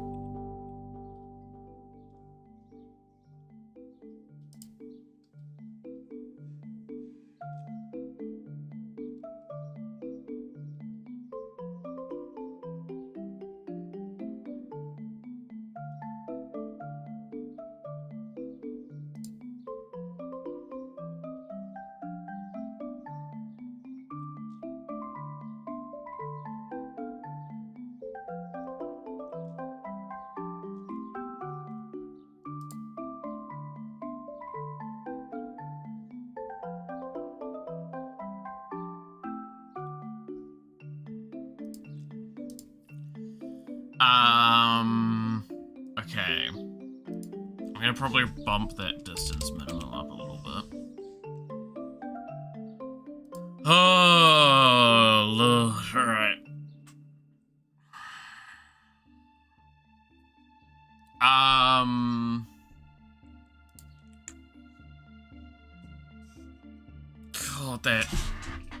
that makes that work a bit better then.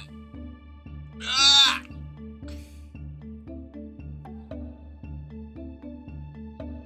We've at least guaranteed the coordinate hopping, we've figured out what is going on, got roughly the idea of it running.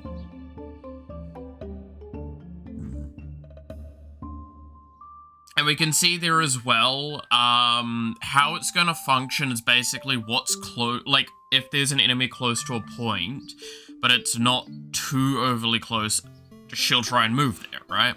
That meant that, as we saw at the last, like, teleport, it can target, like, on a further distance away, because the condition is met better.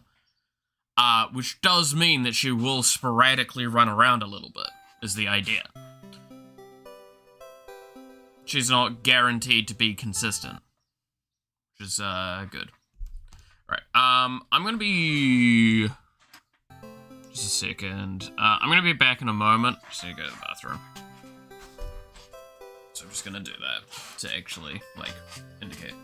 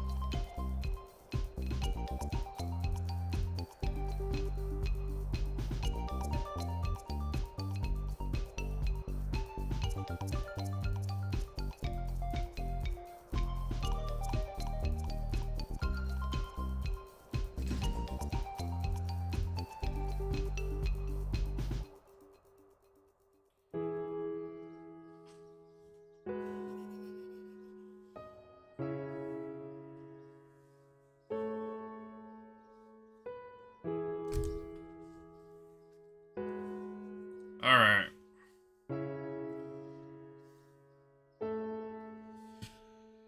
Oh.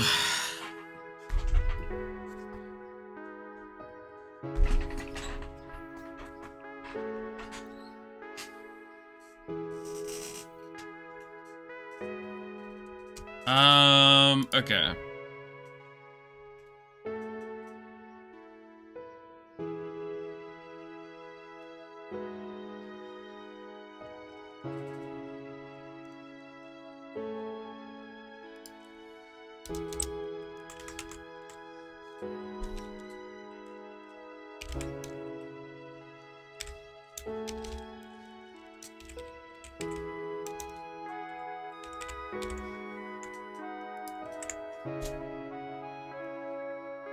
So that being the case,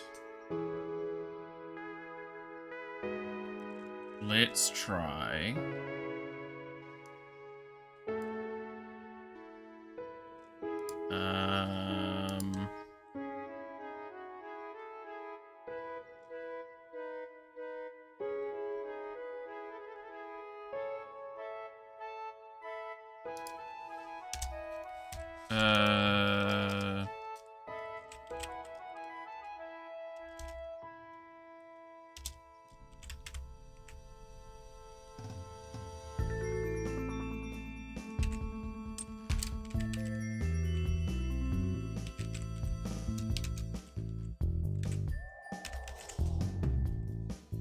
Okay.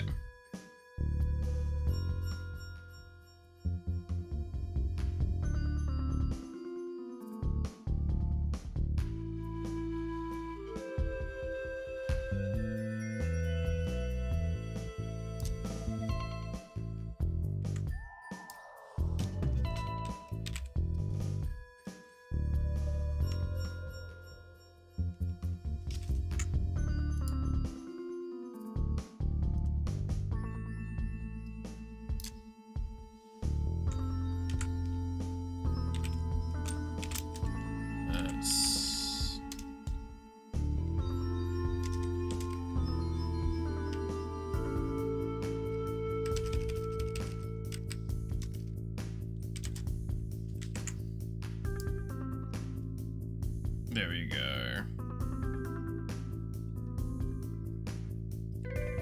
Means I can technically just cure for that.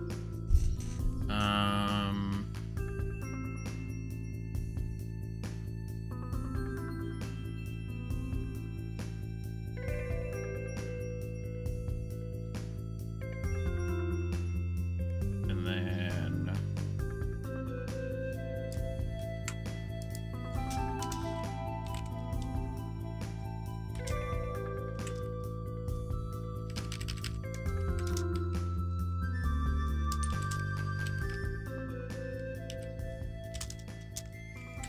that, and then we go here, and we're going to set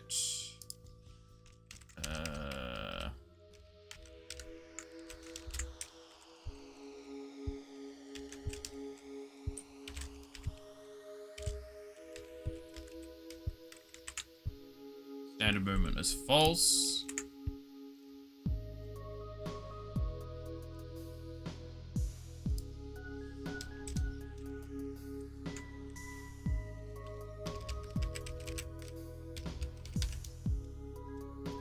Then we're going to do pathing logic here.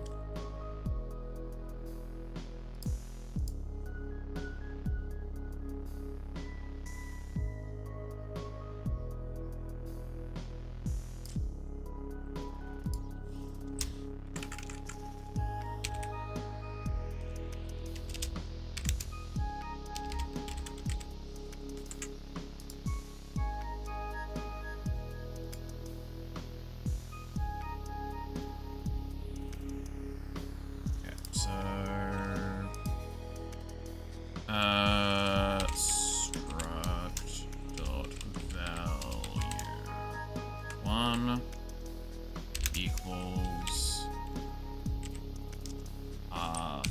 add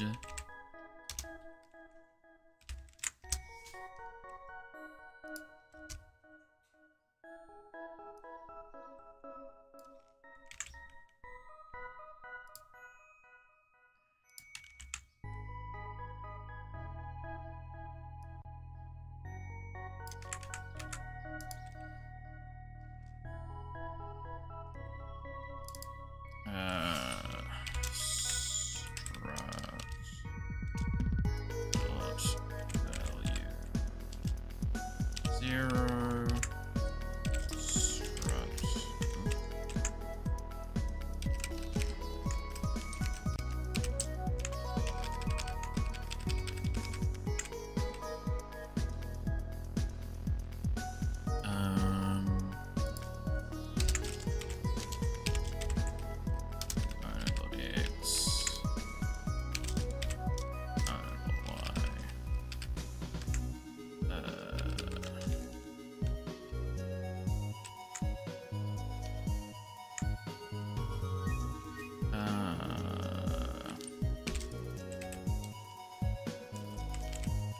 return X. Return Y.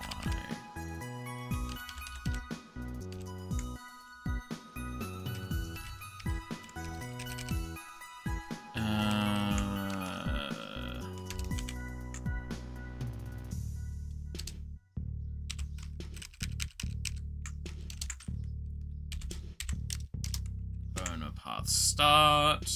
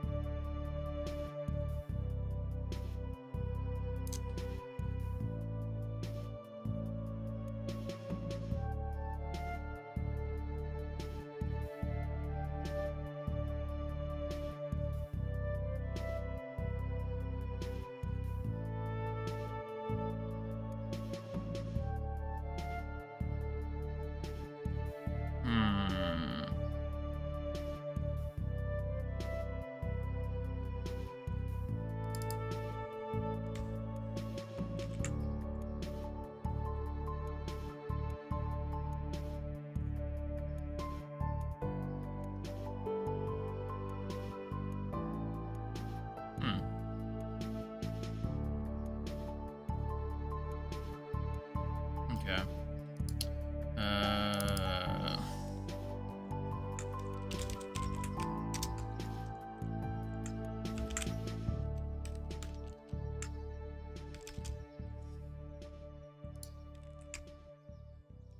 Now, path trim. I'm just gonna make.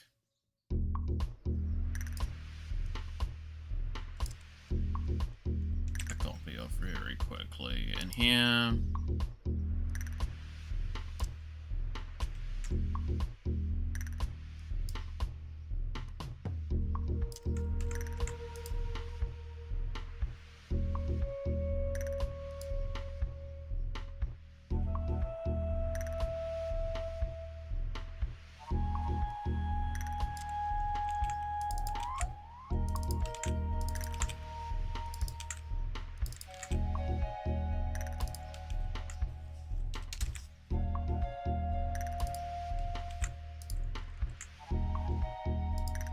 There we go.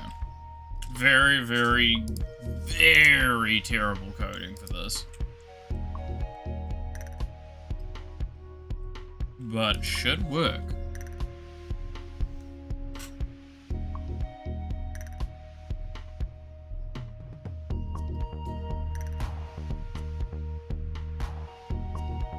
This is not what we're gonna do long term though.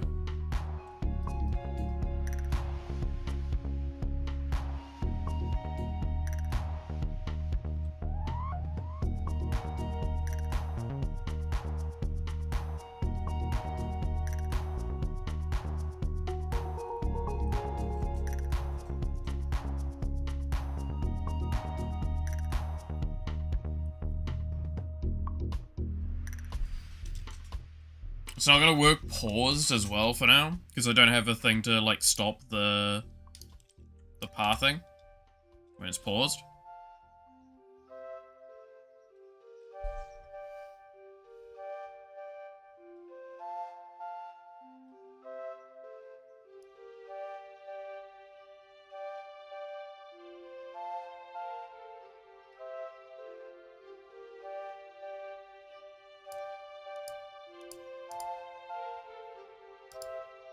It's an invalid request.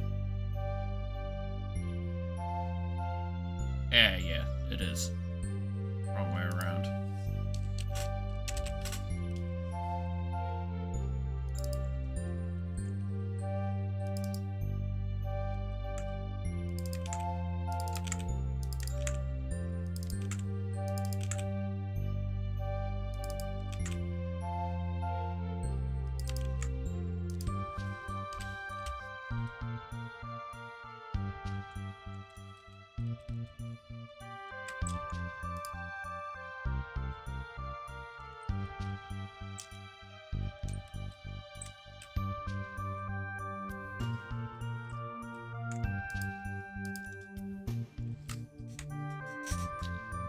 That should solve it then.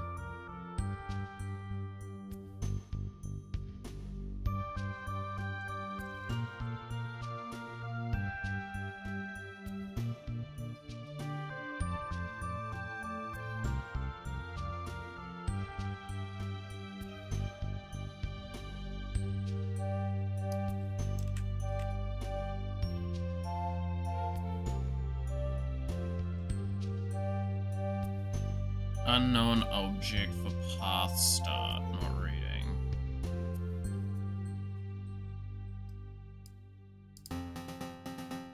Can't read the owner.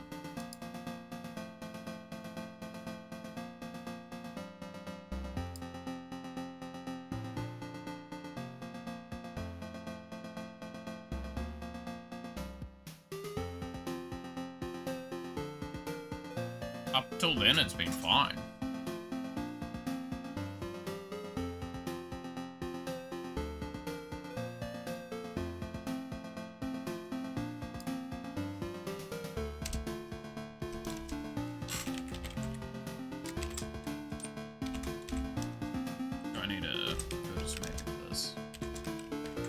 Because path start's not an inherent.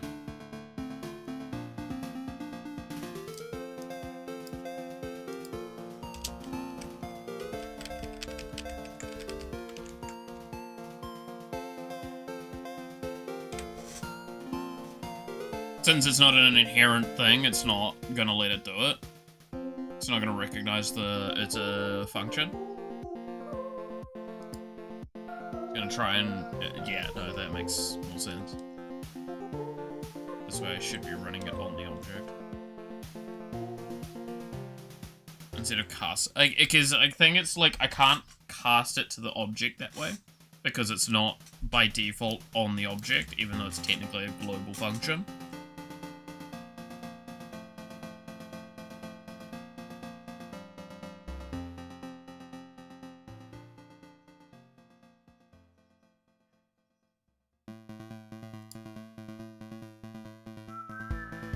Okay.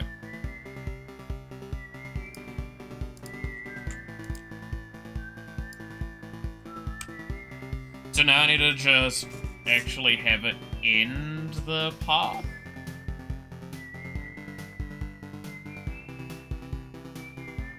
When it meets the path distance. I felt like there was a setting, but I might be wrong.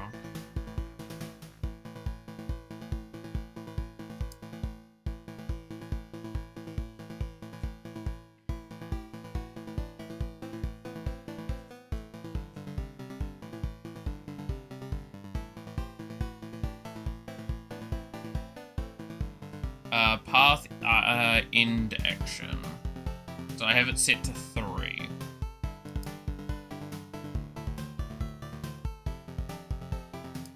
What does 3 get me? Continue. No, so I want to... Why is it on continue?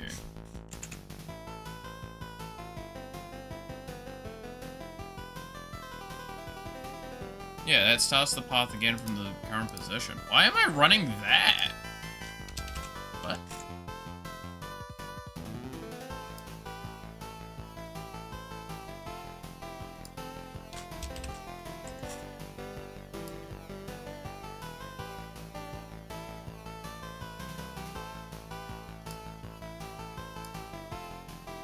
Is there a reason I was running it on that and not...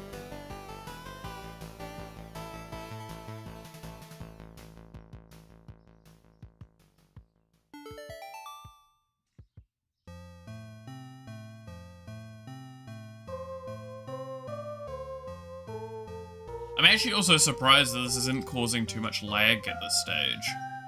I would fully expect this to, like, tank the game a bit more.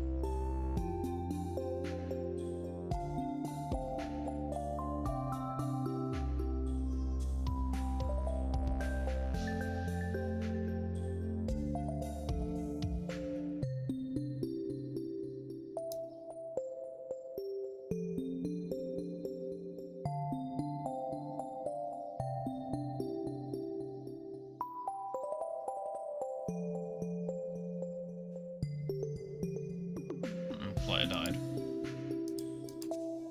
Right. That's what's happened here. Yeah.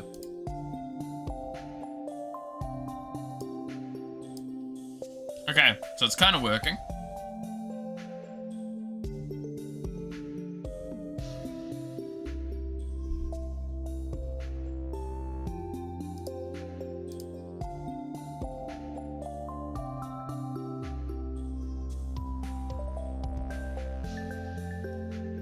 What happens if I take you out for now?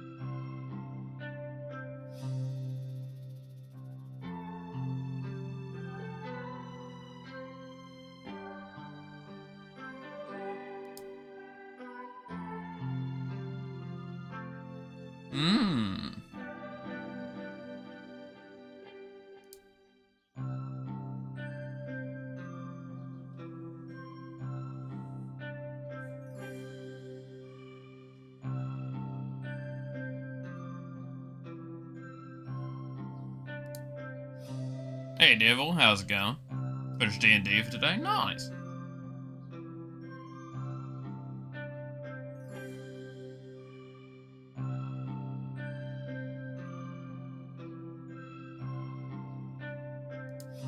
I actually like the fact that the movement looks jankier without the path trim. Because that, I feel like, fits a bit better. I could add the path trimming as a later feature when she's, quotation marks, the smarter AI. Right? That'd work.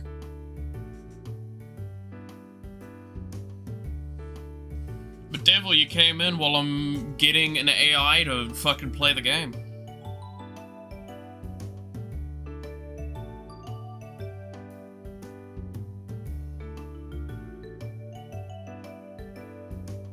Like, I'm pretty impressed with the basic foundation that we've got now.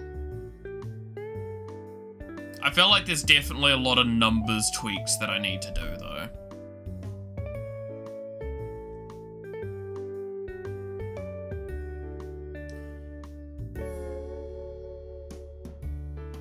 So, to review over what we've done so far with this system and how it will need to be cleaned up.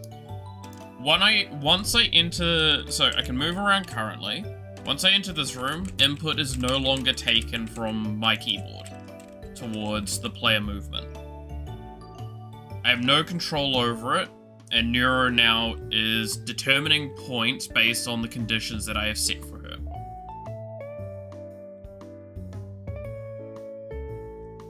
Pathing will aim for the closest point that's not too close within the scope of points that I am letting her check for, which is around her in general.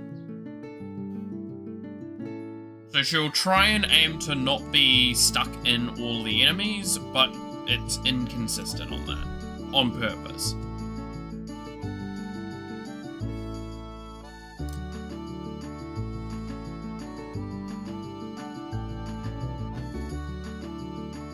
So I am not moving her, she is figuring out her own pathing.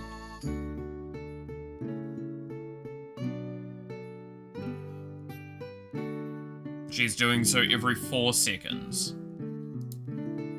Yeah, the pathing still triggers during pause. That's something that I acknowledge, but I'm not going to be able to fix for now. Oh, is that why I did it on the enemies? Interesting. I can probably fix that. Yeah, and then she dies, because she is not smart, she's staying in amongst the enemies. That's why I say this number here can probably be tweaked a little bit, and it's also going to probably be the number I tweak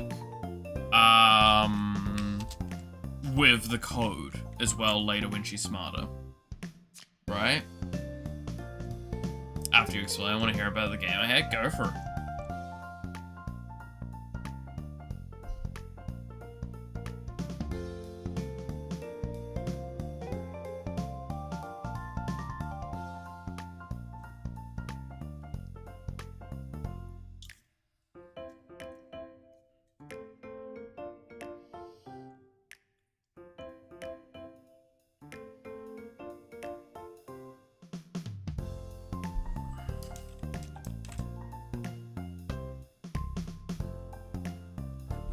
My players went to a wizard tower, activating a trap that almost one-shot an entire team.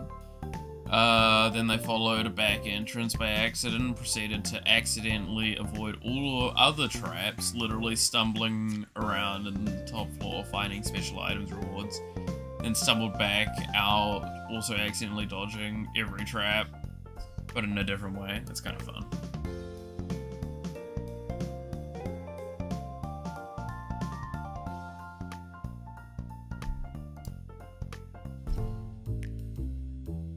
So I'll have to have a measure to check whether or not the player is pathing to then pause, right?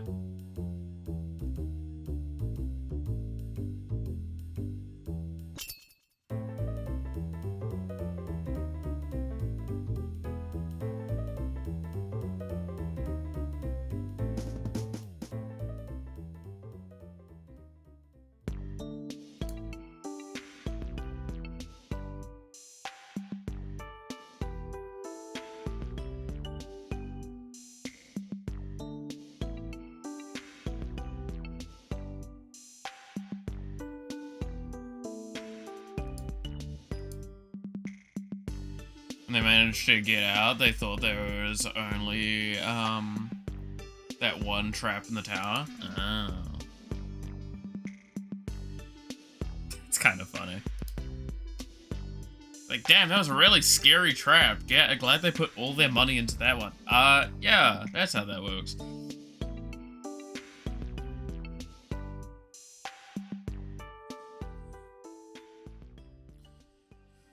Okay,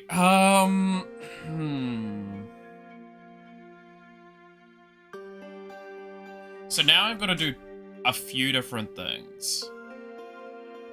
So we need to have a conditional check to pause pathing when the player pauses, or when the game is paused.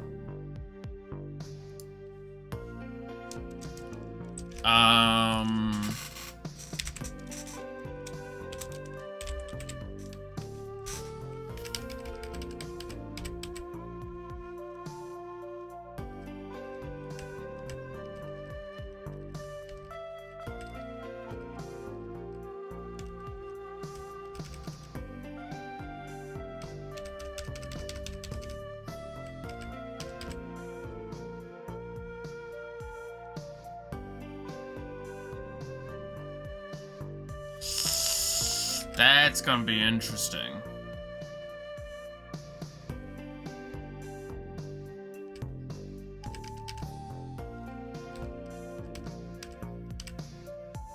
That's actually really, really interesting. I think I'm gonna have to...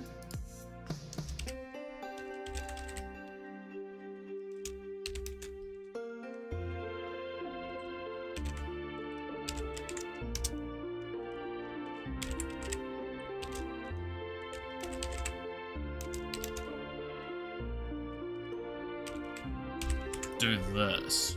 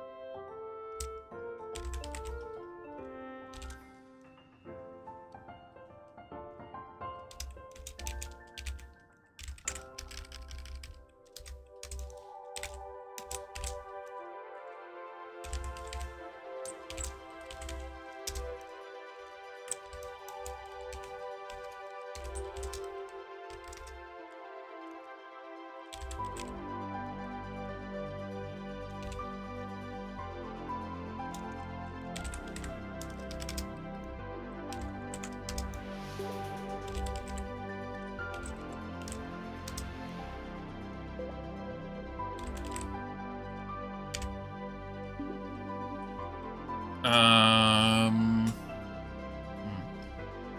I'm just gonna have to standardize rulings on this then.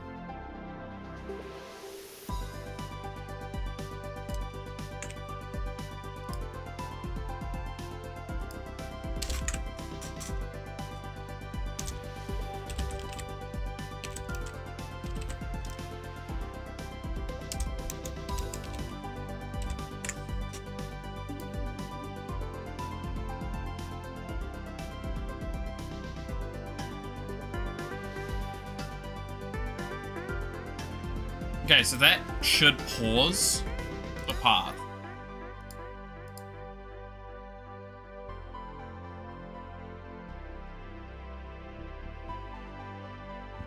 As long as we put the path in the right location. So now we're not going to be putting the path on the struct, we're putting the path on the owner.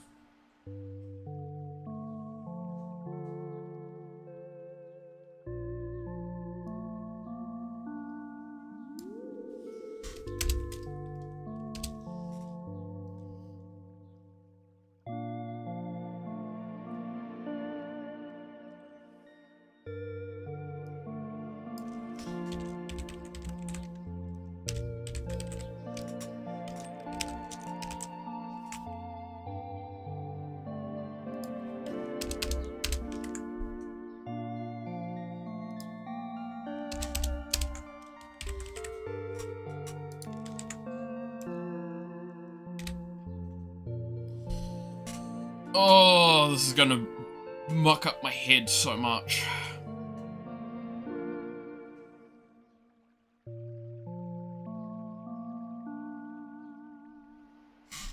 So this should mean that when a pause occurs, the player should pause pathing. Or Nero should pause pathing. Which is an important thing.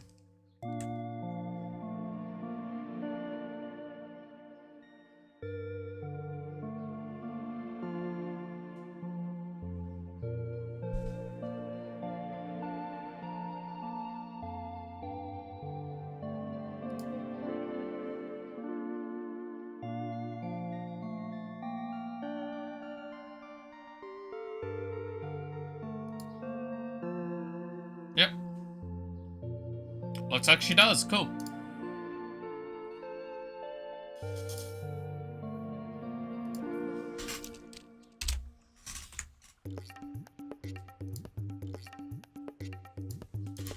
Alright.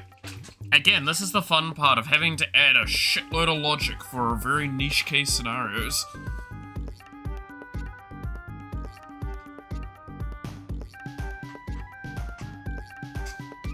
Okay.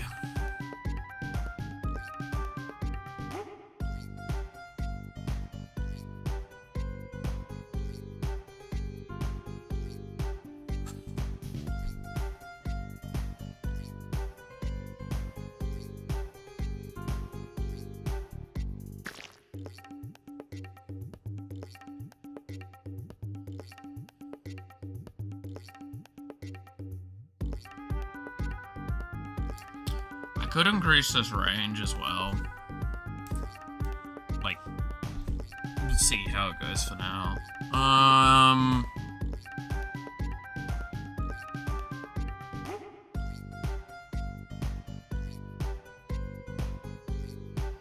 That's really funny though, that that's how it's gonna function.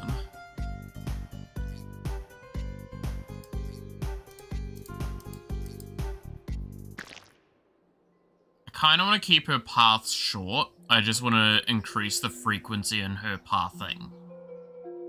I think that's how I kind of want to do it.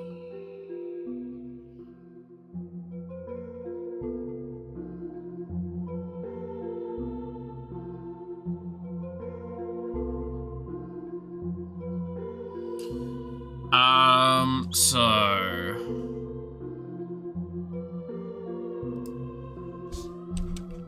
I can actually just like start adding parts of this.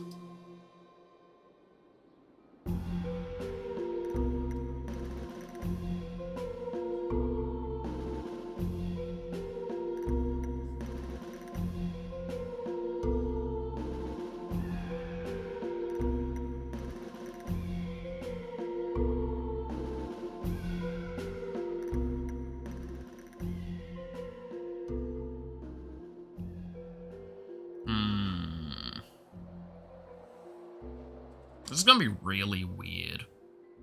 Long term. It's gonna be very weird.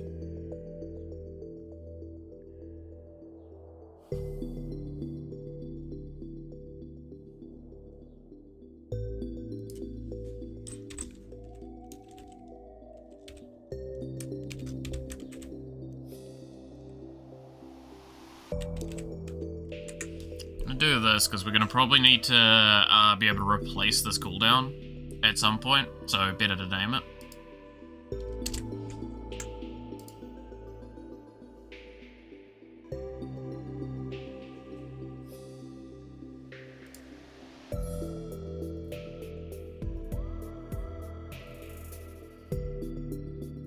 Okay, so now that we've got like really basic planning done for her movement, what do we want to do next?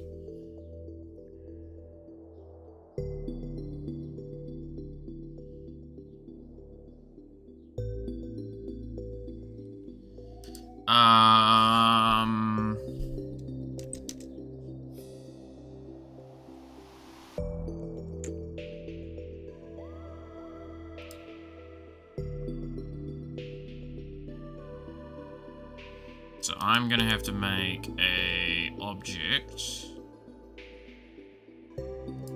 with summons base-wise.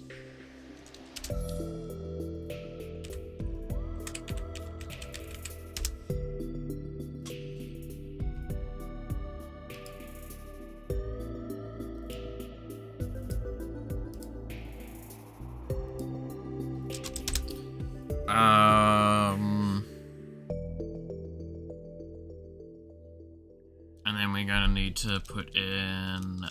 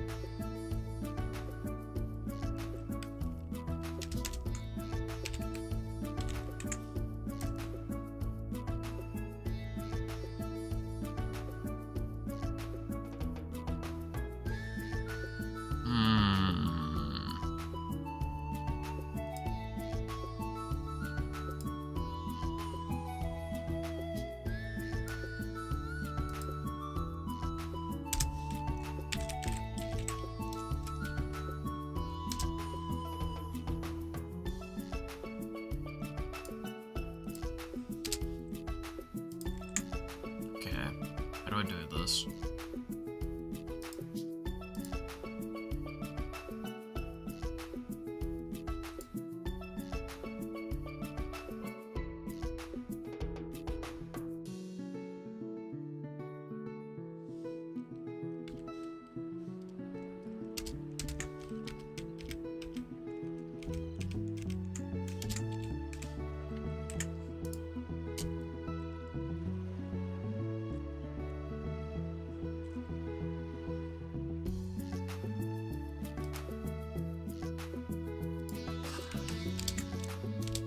Now we should be able to just do new summon.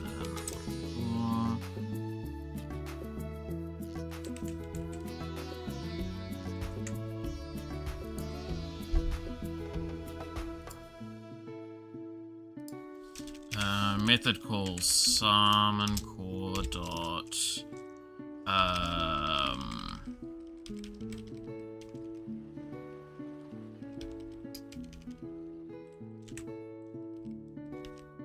step logic, and then the arguments will be summon core dot step logic arcs. And that should be how we can handle summons. Stuff like this. Ugh. So we need to do this for the draw event as well. Because because there is a draw event variant of this stuff.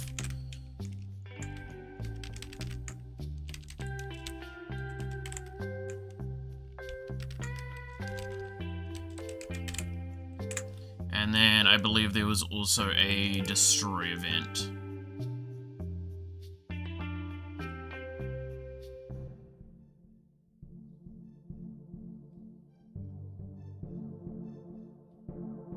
That one.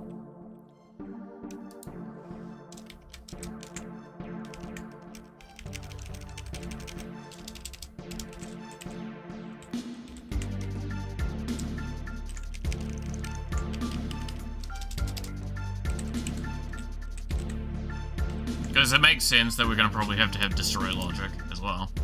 In niche case scenarios is clean up stuff.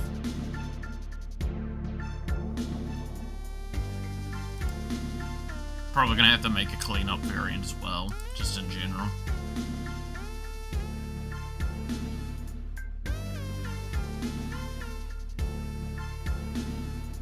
Okay. So now I can summon an object very easily.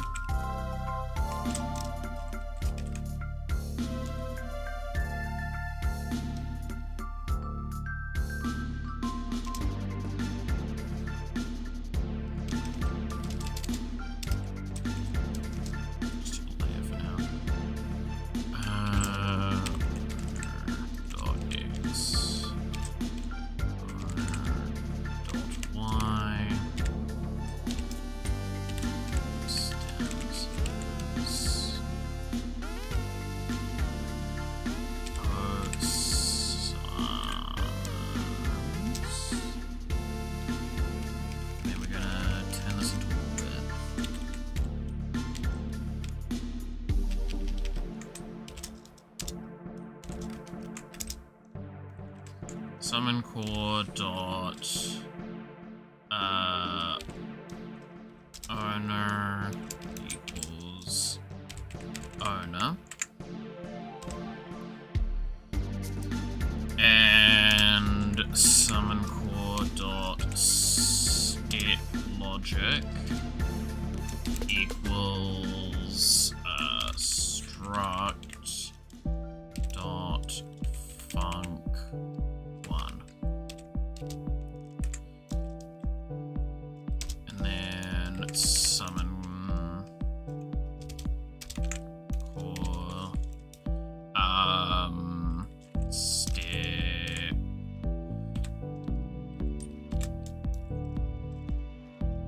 logic args equals owner dot player ID.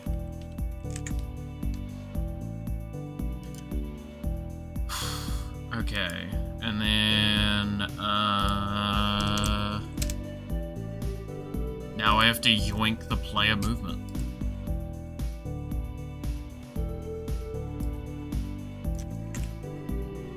Sort of.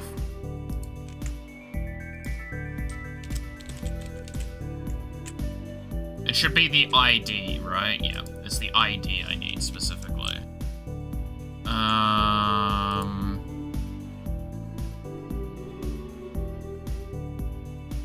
I am gonna have to make a vector movement initial.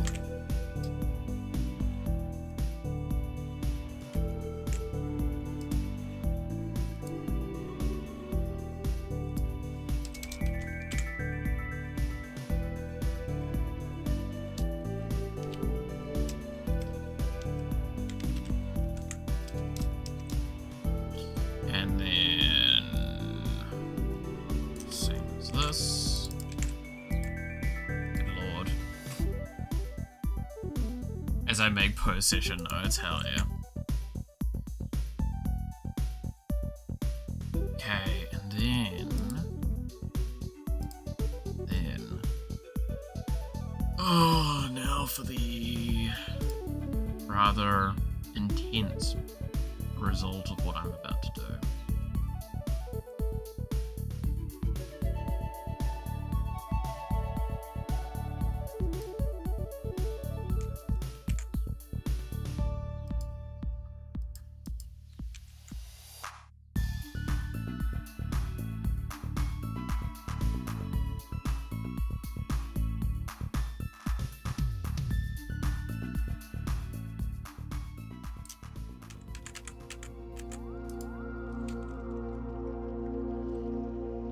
Probably should just put in through owner.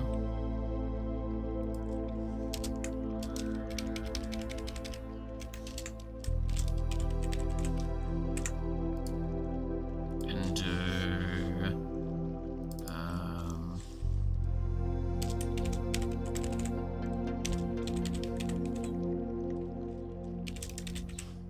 go like this.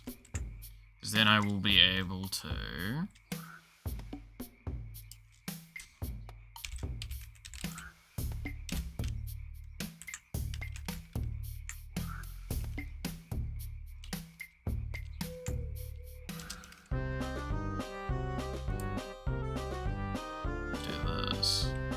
actually, ironically enough, wait, if I do this, do I need to even have the rollback check? Because I could just be able to rip the players one.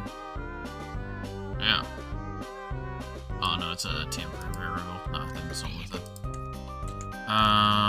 Then owner, max speed, owner, max speed. No, this gets its own max speed, right? Because that's part of vector movement initial. Yeah. Okay. Yeah, so it has its own internal max speed. Velocity. All of that is set. Then we would go to player.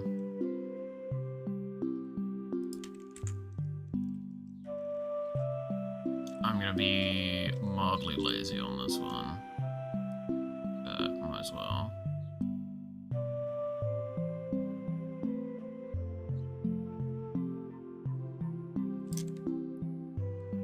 Sprite direction, we'll might as well add that. No reason not to.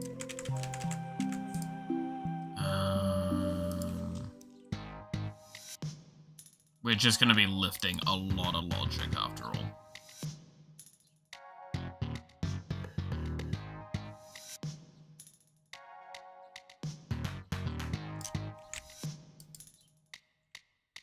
That's the point.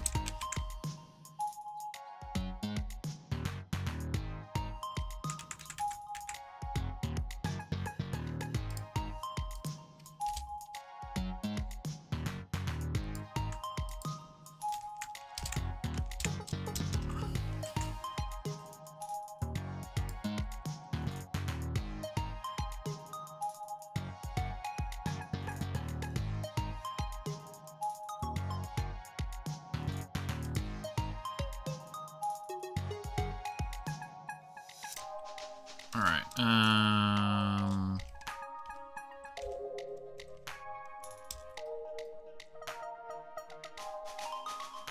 let's see if this is all gonna run nice and cleanly.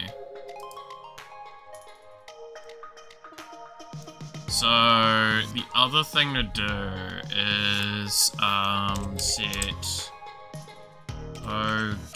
camera dot target equals self. It's gonna be interesting. I'm gonna test a few things at a time. I need, let's see. I have many men lusting for you. Damn. Way to make me jealous. What have you done this time? You have to understand. You had to have done something to make this occur.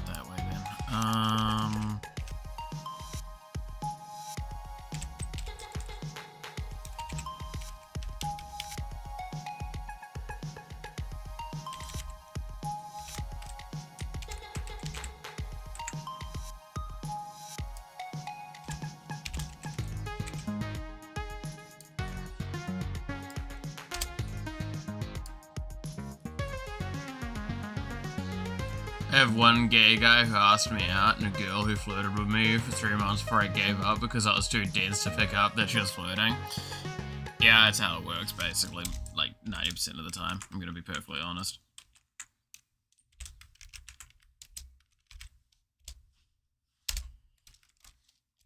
Don't worry, it happens an obscene amount more than people realize.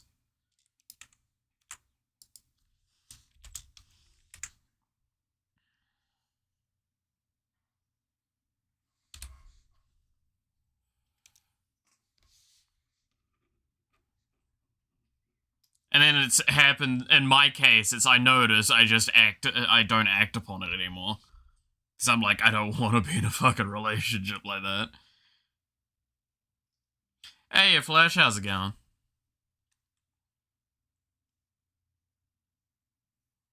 Oh, I think the music ran out.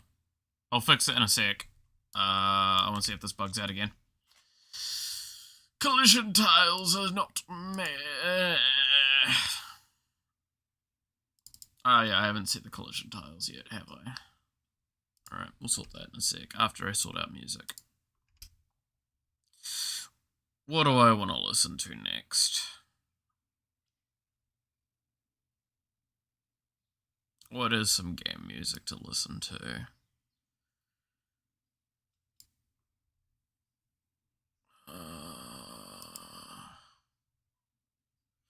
Go back from an errands? How about me? I mean, we're progressing at the moment. I'm actually quite happy with the progress being made. We've got Neuro working a lot further than I thought I would. In like one sitting.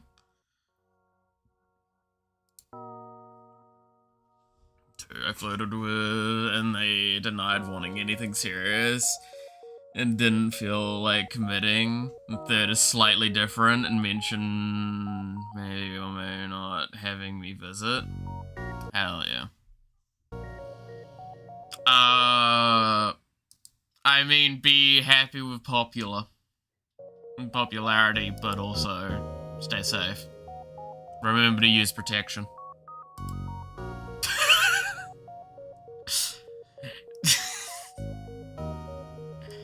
The important things.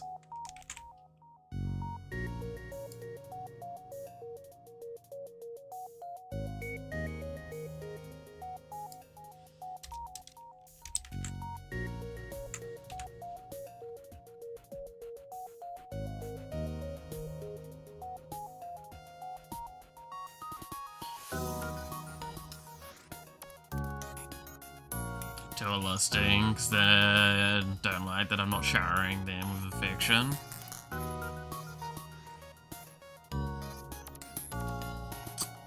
I don't understand that. Maybe I'm weird. But if a twin wants me to be a twin...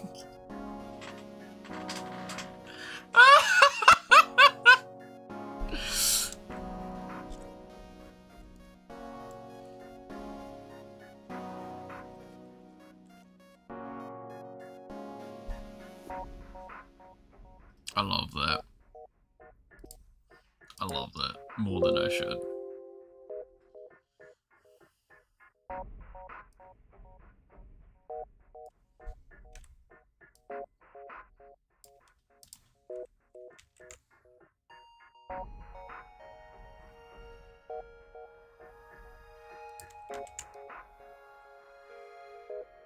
Oh, and I need to set the draw event to draw the thing, don't I?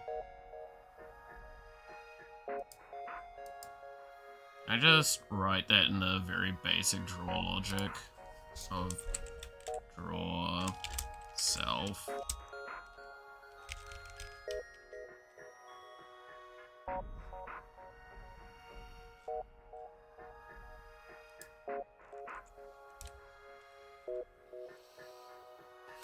I'll be writing peak all day. Hell yeah.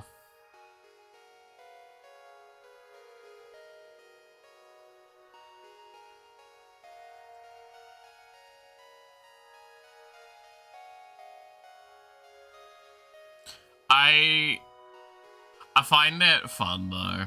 I think something that I've noticed a lot more as well, and maybe it's just the people I hang out with and such, but like, okay, this doesn't feel like it's working.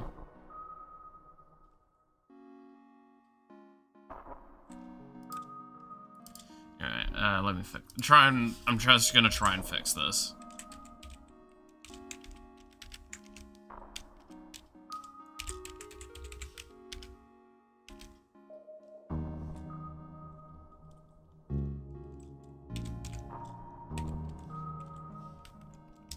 Because I think right now this is just, like, not drawing itself, and that's the problem.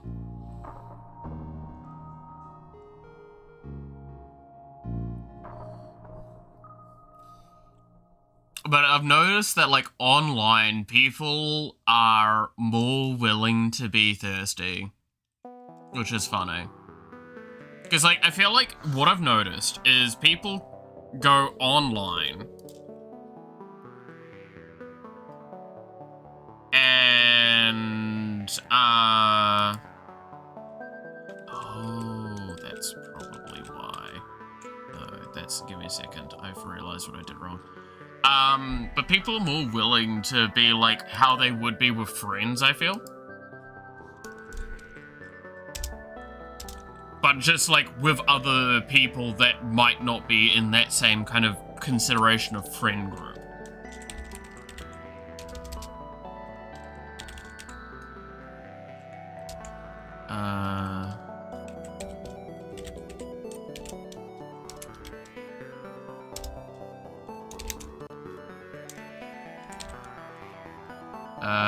It's SP Neurodrone. There we go.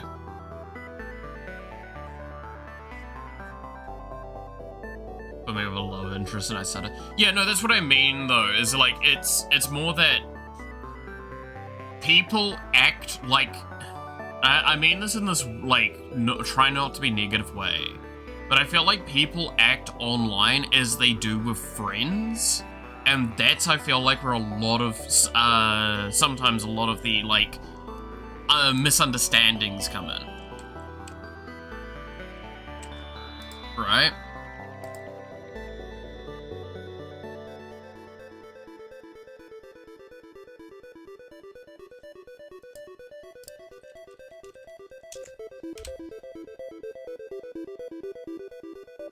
When I talk to people IRL, I stand tall, smiling, and act polite as a way to pay. Depends on you being happy, but online, I call Mel the bitch every other stream. Yeah, pretty much.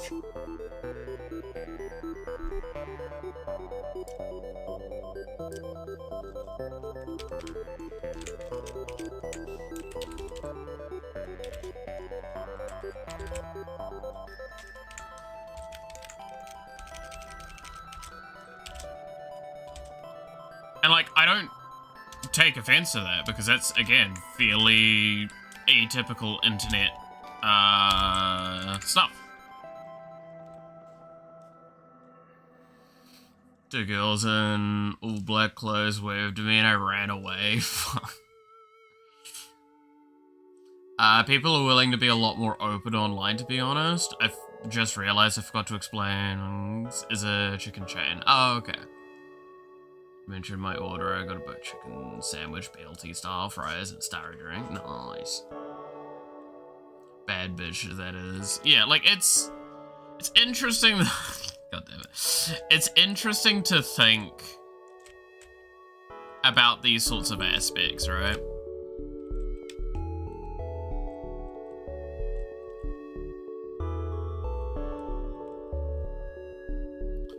Oh, this is working actually more than, like, pretty much exactly how I was hoping it would.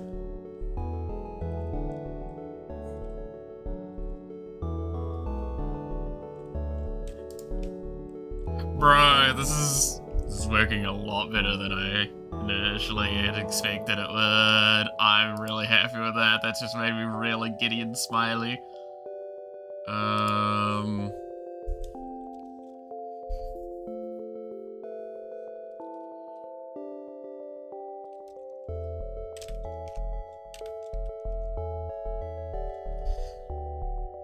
Greater than a thing, so I need this to be...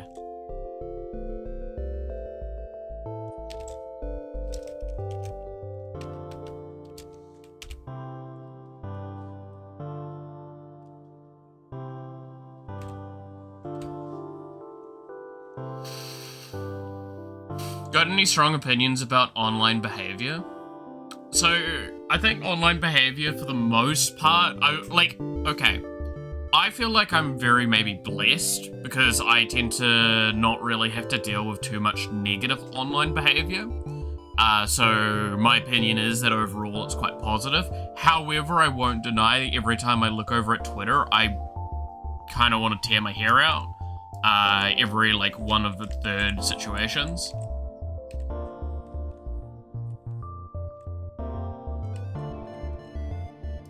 Okay, I can nudge that up quite a bit more. Like, I think that's the big thing that I'll like kind of think on with that. It'll deal with me, and I am bad. Nah, trust me, I see you as a great time. But like that's something I've definitely noticed. However, right, on one of the things I saw like yesterday that actually made me like kind of a little bit happy was that I did see someone try and call out content creators around Ashes of Eternity, I think it is. What is Ashes of Creation? The like multiplayer game, right? The MMO sort of thing. But he was trying to call people out, going like, oh, they're sponsored, so they're gonna speak positively of it, and they're gonna play it all the time and stuff like that. Specifically naming people like Pirate Software. And Pirate Software responded going like, dude, no, I'm not sponsored. I stopped playing during phase 2 because I got frustrated with the game, and I've been fairly open about it. And the guy like tried to respond, doing some stuff, and eventually they deleted their own tweet and actually gave like a quote thing saying, hey, I couldn't find evidence of the shit that I was saying. I was wrong. I was very much informed I was wrong by a lot of people. I'm going to admit that I'm wrong. And I'm like looking at that going, awesome. That is what we've been wanting, is people to be more like that. To actually willingly accept that they are in the wrong, right?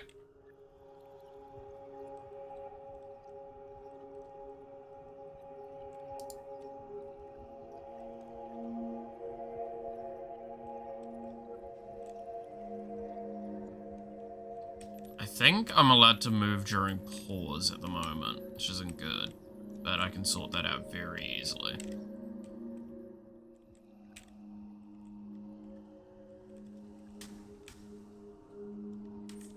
Yeah, I can move during pause.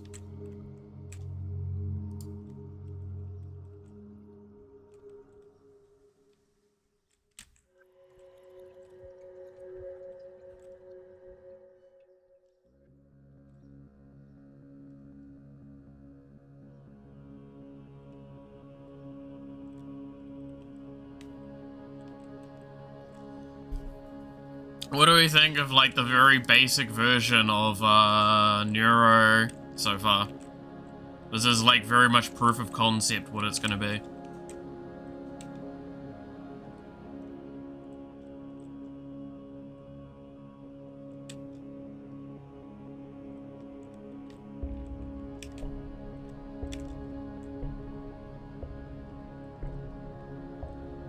I feel like I'm pretty happy with the fact that it's,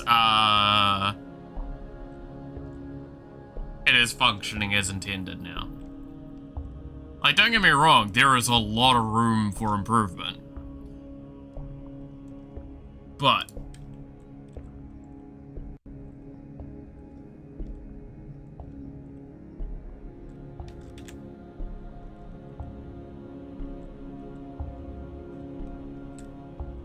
room for improvement's fine. It actually doing the things I want it to do, that's insane.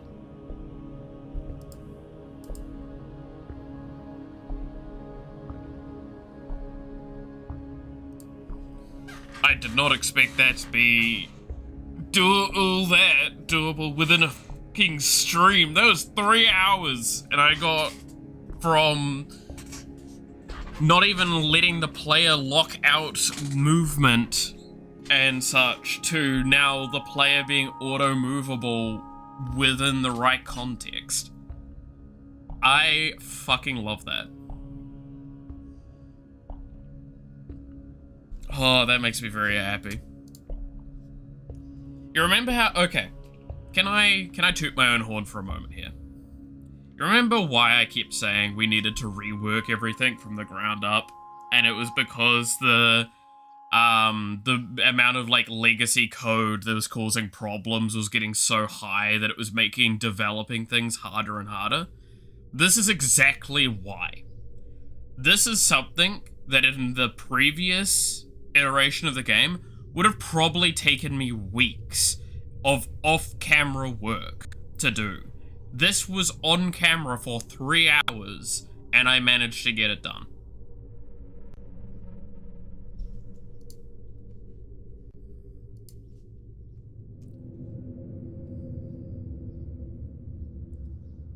I do love the fact that her ability will be talking super technical, though, because it will be like pathing logic will be improved when you level up the passive.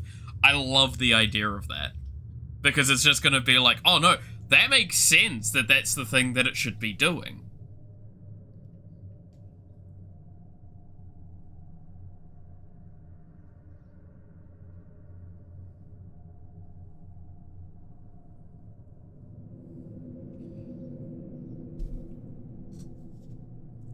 I like it. I just really like it.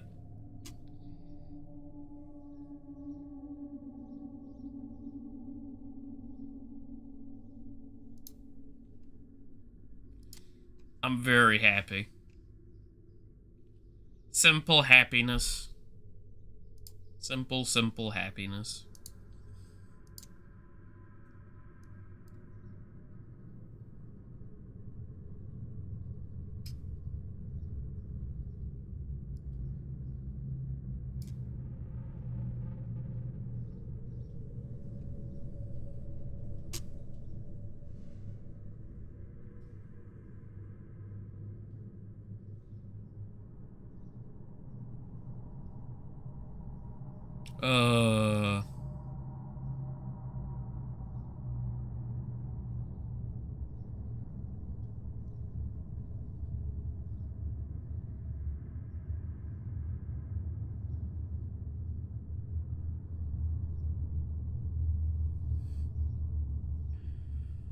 It's cool to see you progress in the creationing. Yeah. Oh! You guys heard the fucking thing about, that Tim, Sweeney said?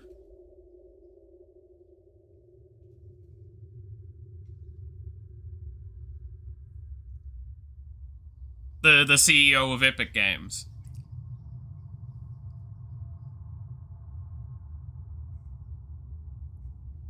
I'm curious, because this has actually been, like, a big topic at the moment. Especially in the games industry and in the consumer of the, like, as both developer and consumer have been talking about this a lot, and it's actually a very valid topic and a very good one to talk about. So, I wish I could try and find the original tweet. Tim Sweeney, the CEO of Epic Games, stated that it makes no so if I try and remember the thing, it was like, it doesn't make sense to inform consumers that a game was made with AI. Like, there was AI used in the creation process of the game, either in the art development, in the programming side of it, and anything like that, right? Because, like, that's the baseline of his argument. Now, admittedly, his statement towards this, I get where he's coming from. because he added to it along the lines of basically AI is going to be a very much an industry standard eventually in the future, right? That's his argument. Now, I agree. AI will probably be involved in nearly every future production, especially in AAA. Because it can be, if used correctly and morally, streamline processes. It's very essential to do that. However, I believe it is still valid to inform a consumer of this. As valid as it is to inform a consumer whether or not the game is of a rating or not. Like, that's the level I view it as. Right? Is the rating going to stop you from buying the game? Very rarely it does, but it still informs people of what kind of game they're probably getting involved with.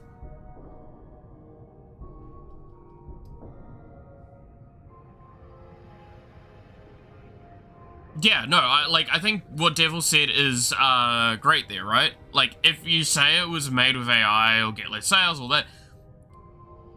that's gonna be the case, especially for the near future, right? When it becomes more standardized practice to have it in the production process, I still don't believe it should not be informed that it was a part of the process. I believe that it should be a part, because even if it was, again, ethically done, morally done, all that sort of stuff, it should still be informed, because there will be individuals that don't want to be involved with it. And I feel like that's a valid piece of information that a consumer should have access to easily and readily. Look at Lara Kratos, yeah. Like, I genuinely believe that. In some way, I think map design. Yeah, it wasn't anything substantial. It was just, like, again, it was a tool used with the process. And again, I have nothing wrong with, per se, the use of AI, especially in game development. I think it's absolutely going to be a very valuable tool eventually. The problem is there's a big difference between like generative AI being used to make the game, like make the art for the game or stuff like that, and using generative AI for the concepting of the game. Now, both should be listed as AI work, per se, but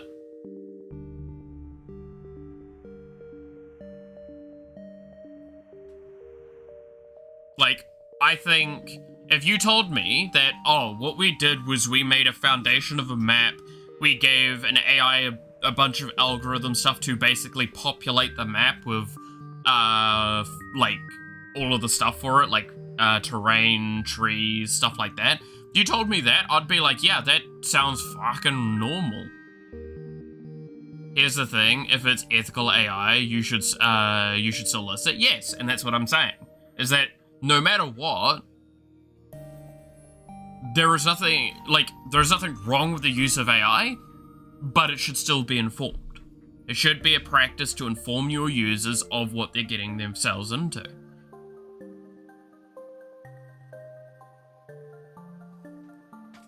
And I think that's great.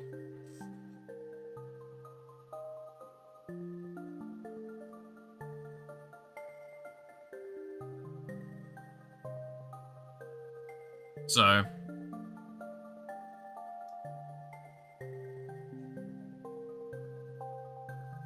that's why it's a very important topic to bring up, because the reason why this is so relevant is because this is the CEO of one of the largest online sources of gaming, like purchase platforms for gaming, right? Now, admittedly, again, I could call it like the second or the third biggest. It's still dwarfed in comparison to how Steam is. But it's still a very important figure in all of this, like, large-scale thing. So many hentai games are using AI. Yeah, no, AI art in those games has actually increased a lot. That is something that's been tracked. Which, I'm gonna be perfectly honest, has just led to poorer quality games. Most of the time, in my experience, and again, take this as you will, I absolutely believe that if your intention is to copy another game or something like that, to like mimic a game, and you're using AI-generated art or assets to just make the game as quickly as possible, most of the time I've seen those games, the problem isn't even the art or assets, it's that they're programmed extremely poorly. Like, I know only upstyle games had this issue for a while, is that, like, a lot of them were very AI made and generated and all that sort of stuff, and it was just absolutely garbage most of the time. Like, the mechanics got worse and worse sometimes, and I get the idea.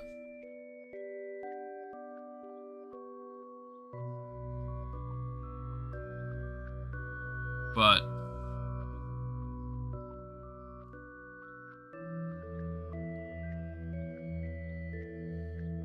no, I drastically dislike it. That sort of stuff. That's what I actually consider the slop in the, like, the friend slop category.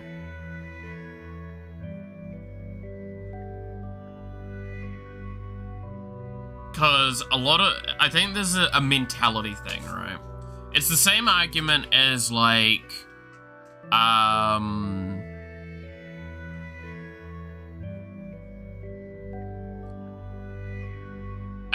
what was it? Like an eating habits thing, right? Is that the vast majority of the people out there that have a high calorie intake, for example, say like they order takeaways on a highly regular basis, and consume a lot of calories because of that. Those are the same kind of people that if, they won't work off, like they won't go to the gym or anything like that, enough to justify the amount that they're consuming. And they will never will. Because that's the thing. When you, like, it's a conjecture of intention. It's, if you're ordering that much, you're probably more likely to be valuing your time spent on your own health less. Now, I'm not saying that's the case for everyone, I'm just saying the vast majority. It's the same with AI generation in a lot of these sorts of clone games. Is if you're cloning a game and you're getting to the point where you're using AI stuff, it's probably not because you want to actually make the game or make your own version of it and kind of improve or iterate. It's because you want to just make the same game and try and profit off that. And that's where I'm like, that I don't agree with. That I don't like.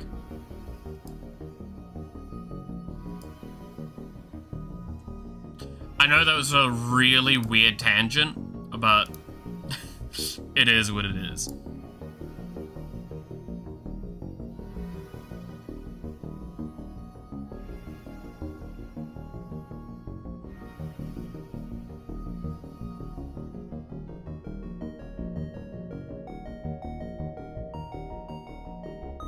Yeah, that was my really weird tangent on that stuff.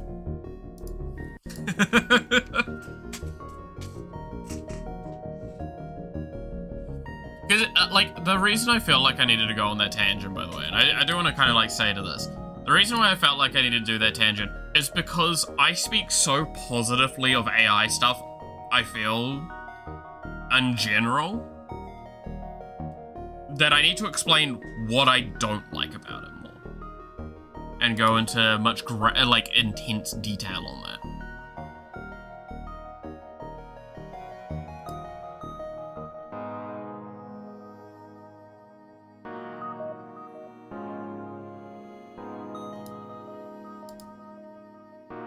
Because I do feel it's like a mild bit unfair normally how like positively I paint it. So that's my like little devil's advocate part there.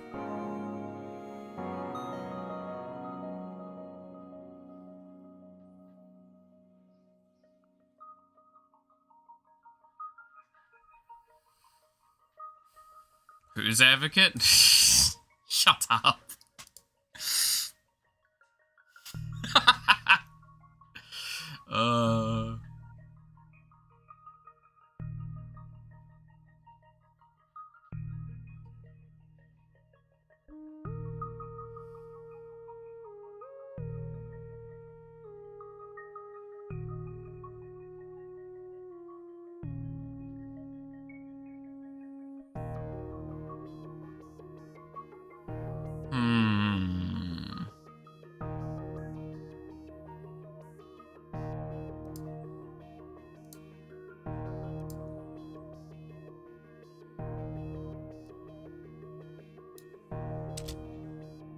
Okay, so with this, having most of this done, let's look at what the rest of Nero wants done for her. So the item was a large health shield with constant slow regen. So we do need to start adding in shield.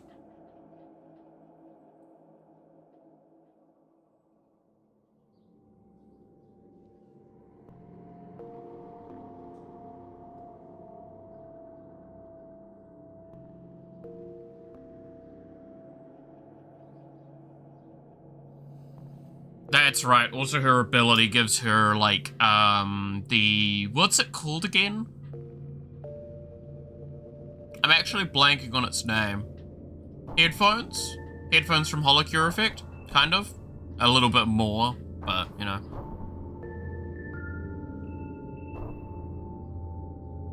Like, there's a lot that Neura's missing, but we've got the core concept there. And that's what's important, right?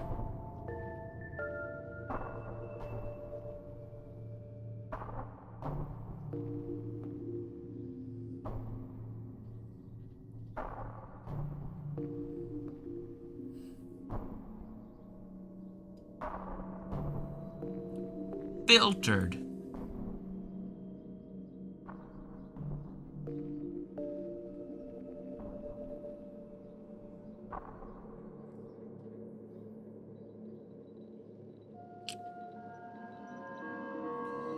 Okay.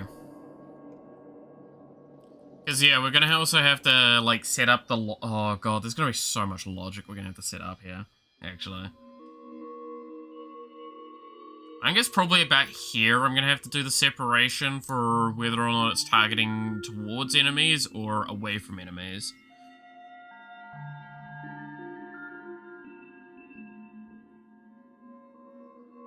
Which will basically be an inversion of this part.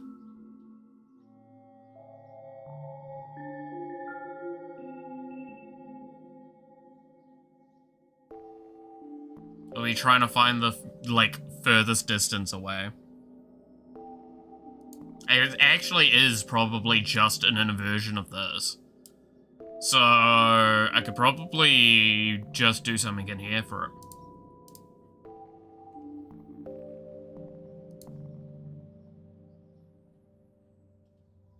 Like, I could even write a ternary, theoretically, for this.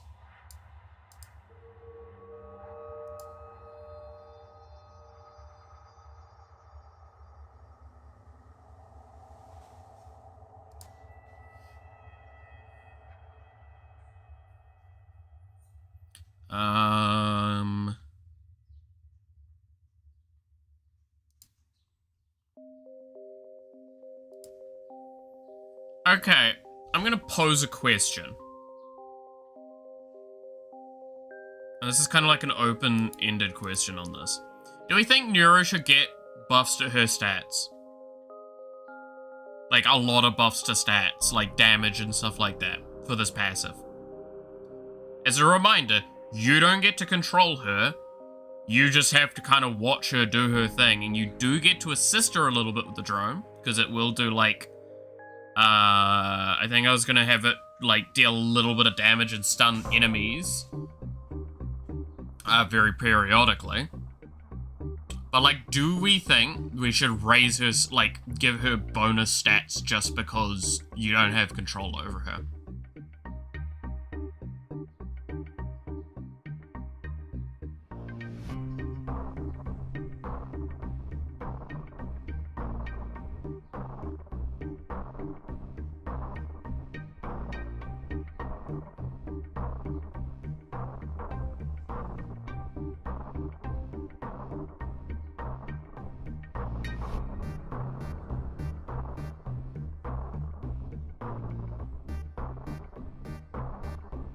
Maybe make a list of the stats you might give her first. Well, I mean, like, I leave that partly open as, like, do you guys think she should get more damage? Do you think she should get, like, more movement speed? What? Because I know what I would probably do, but I'm just, like, fishing for information at this point while I'm looking at stuff.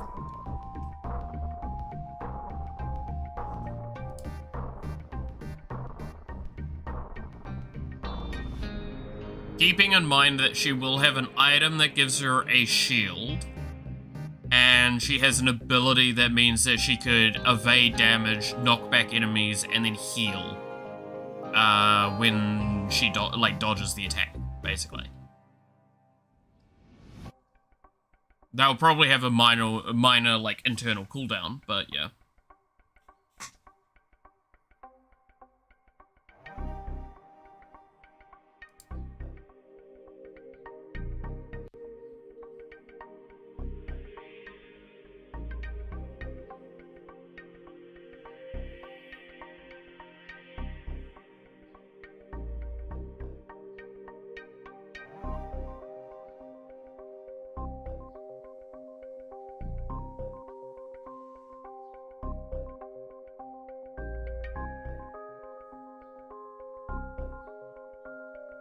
Because, like, I could just not do the shield and put the shield on the passive.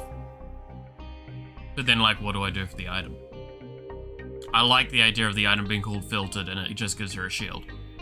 Because that's kind of a funny joke. It shields her a little bit from causing problems.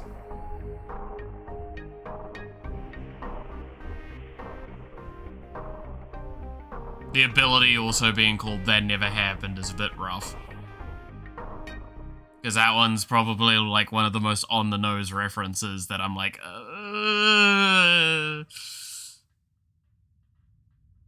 It's a funny meme, if you know what it is, but it's also got Beetle in a little bit of trouble, so...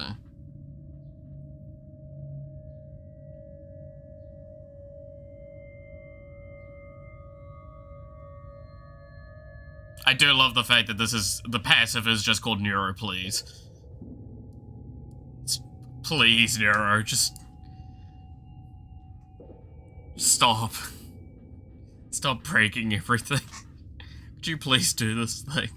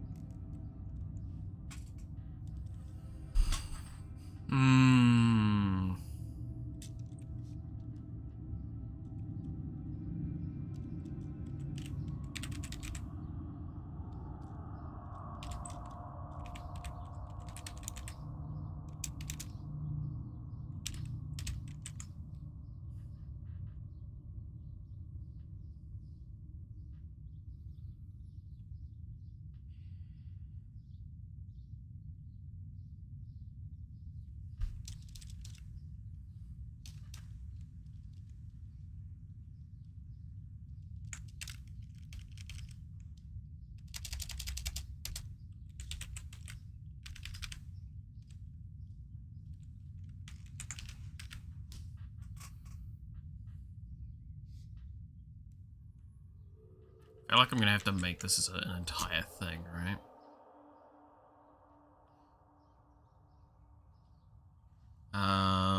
Yeah, I'm gonna probably have to make a logic system specifically for shields. Like, a real lot of it.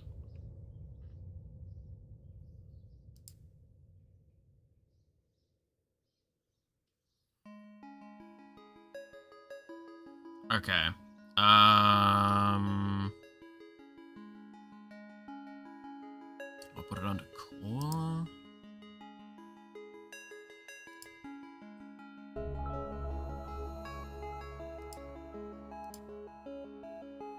Put one under core.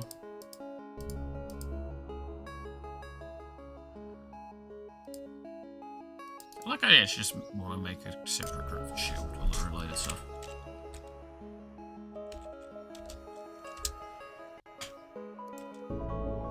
And then create script here.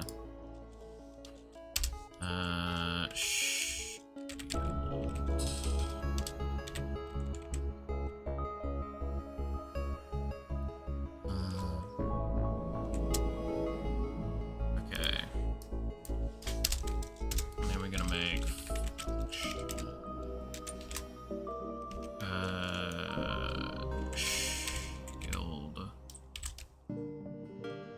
const constructor, then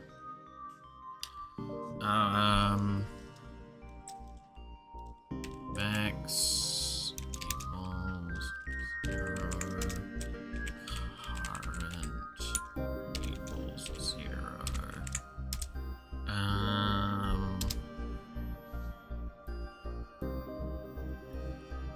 Let's see. Fun fact, I'm planning a break from Cursor's because of how long you can fight one vampire guy. Instead, I plan to run 2 games of Weeby Goblins adventure as a break next month. It's a short adventure where we'll play as dumb chaotic goblins looking for fireworks to celebrate killing the guy who used to make fireworks. Fuck, sure. Why not? That sounds so dumb.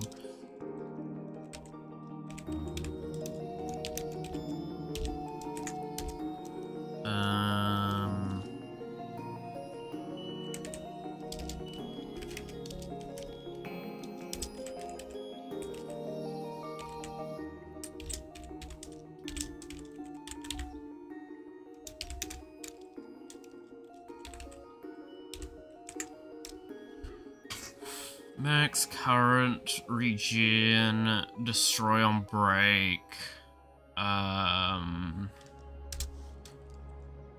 Trigger on break equals function trigger on break args equals that.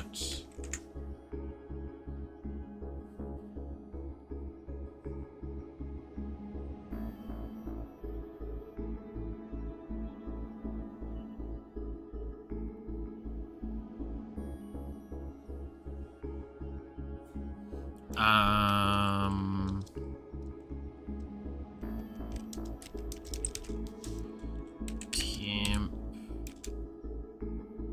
equals false, duration equals -1.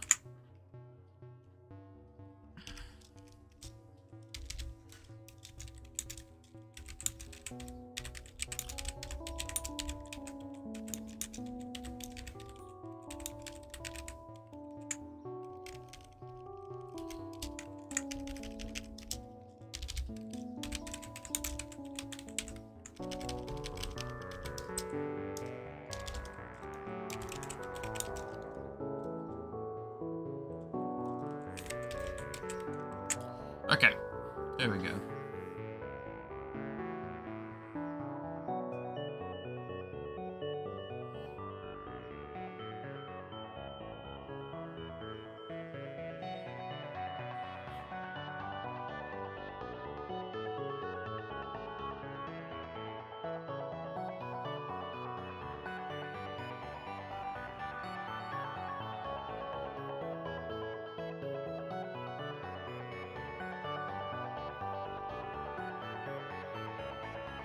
Yeah, to do.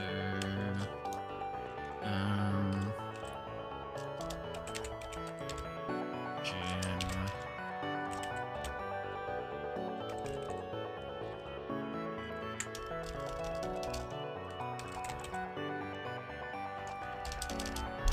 It's not gonna be called region.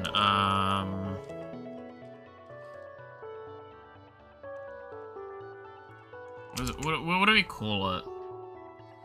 I mean, I guess it is that. I should probably call this then like region rate, and then call this region equals function rate.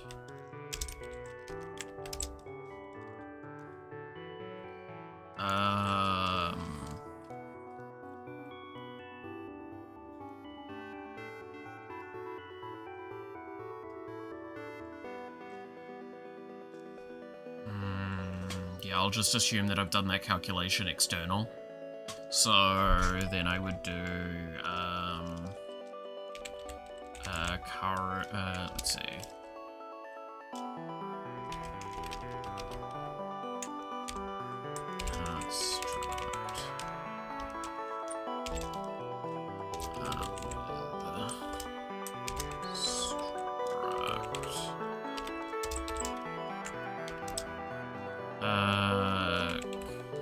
Current plus equal rate. And then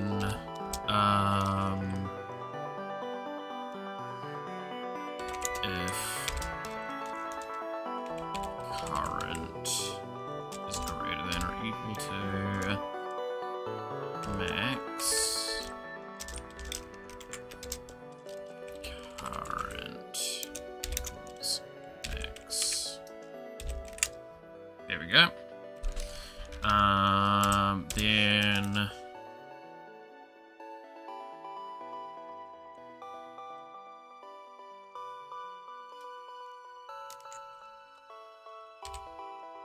on break equals function struct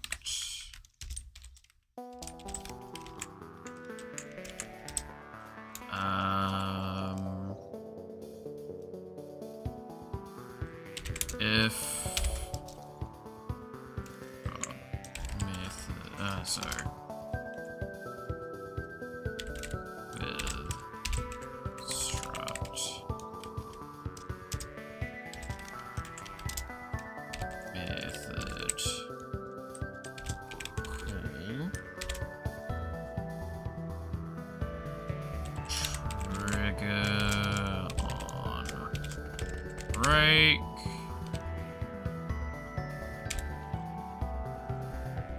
trigger on break args, then if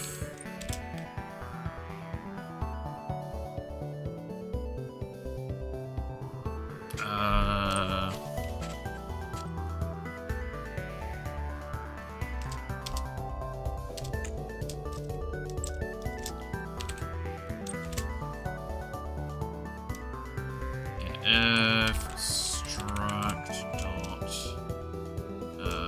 destroy on break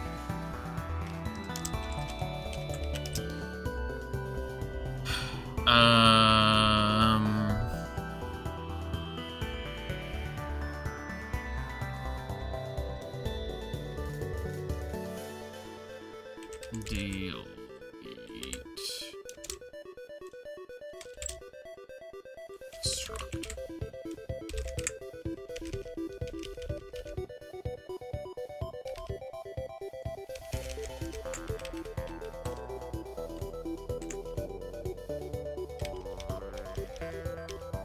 Okay, that's some very basic setup for it.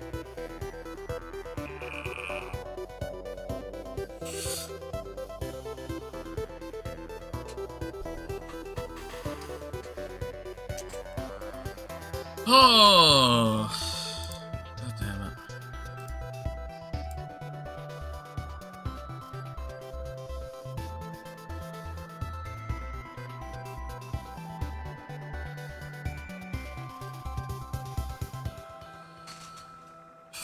Oh yeah, Saga of Tanya the Evil Season 2 got an official announcement. Premiering next year. Definitely curious to see where it goes, right?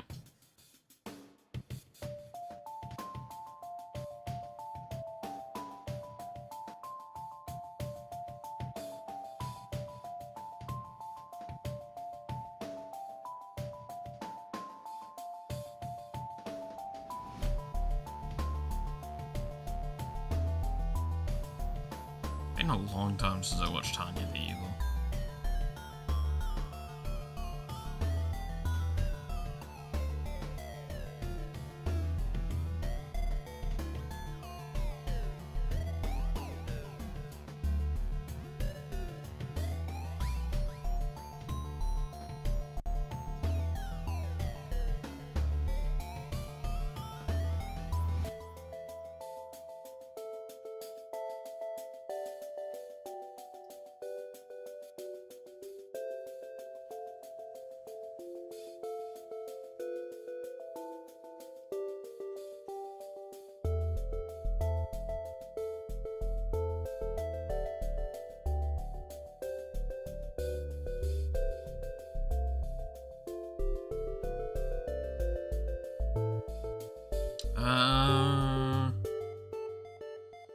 Ugh.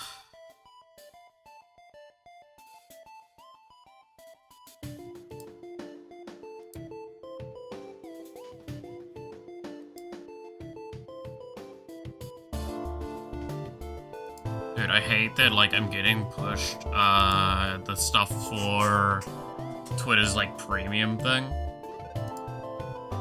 A bunch at the moment.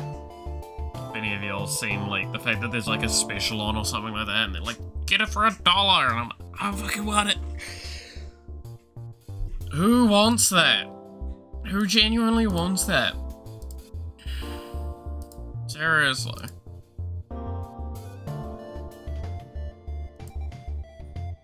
Get the fuck out of here. Oh, did I mention that New Zealand was actually one of the countries hit when Twitter made it so you had to pay to make a new account?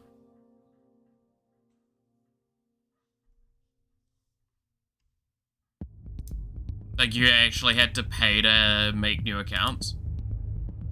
As their attempt at, like, reducing the amount of bot accounts that were getting made. And apparently we were a country that was very, very heavily populated by that, which makes sense. We do have a lot of those problems across the board here. But I just found that really funny.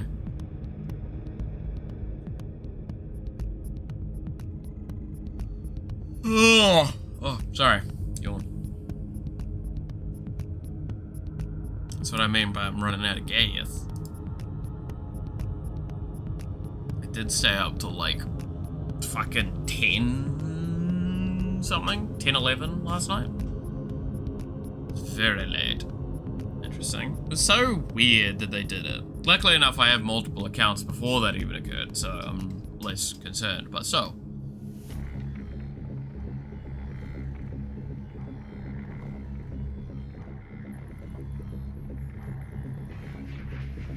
Botland. Hell yeah. Yawn ASMR. No. Don't make me do more ASMR ideas. I still have to finish the meme one that I had sitting there, right?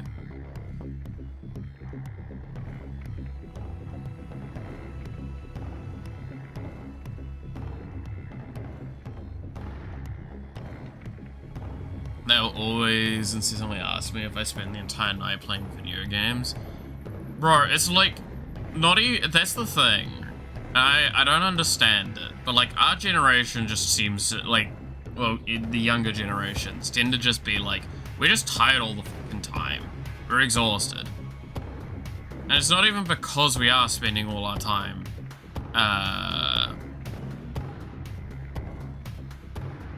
playing games. It's genuinely, we're just tired.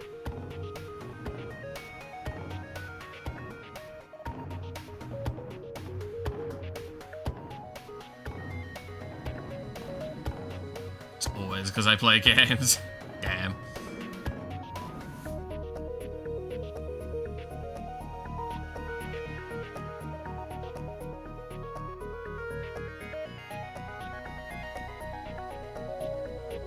Nah, I'm just, like, got shit health. That's what I've got going for me.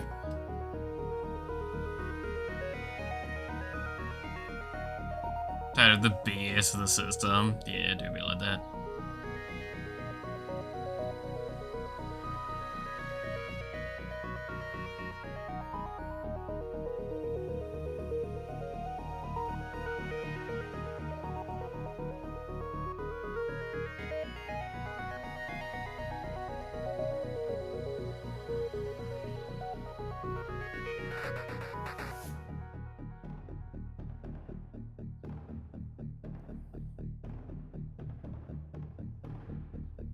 Just get comfortable sitting in a warm house, hugging my family, and it makes me want to nap.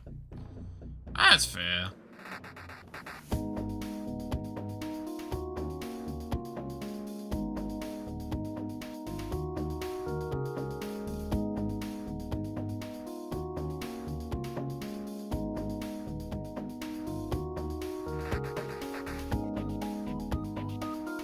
Like,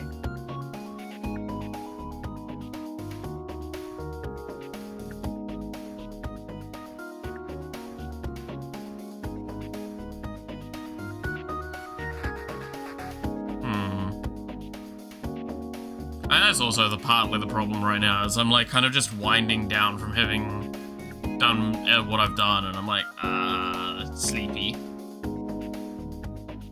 Like late night, slightly drowsy now. I haven't had my mids to make me super sleepy yet, so that's at least why I'm probably not falling asleep in my chair right now. One of these days, I'm gonna straight up just fall asleep on stream. Not intentionally. It's just gonna happen.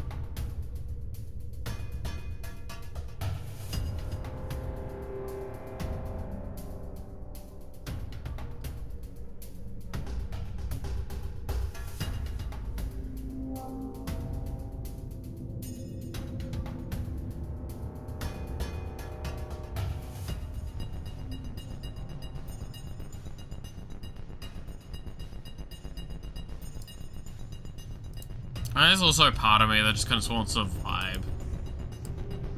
That's why I'm like not doing much in the way of the actual programming, and I'm just setting up some of the planning shite that's off on the side. Looking at notes. It's really fun, I swear. Oh. Dude, I yawn like your dad though. That's the worst part.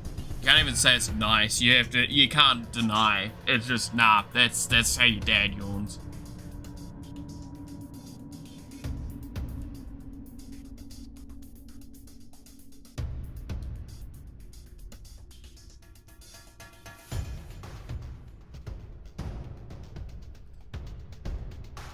I'm trying to keep them quiet too. They go loud.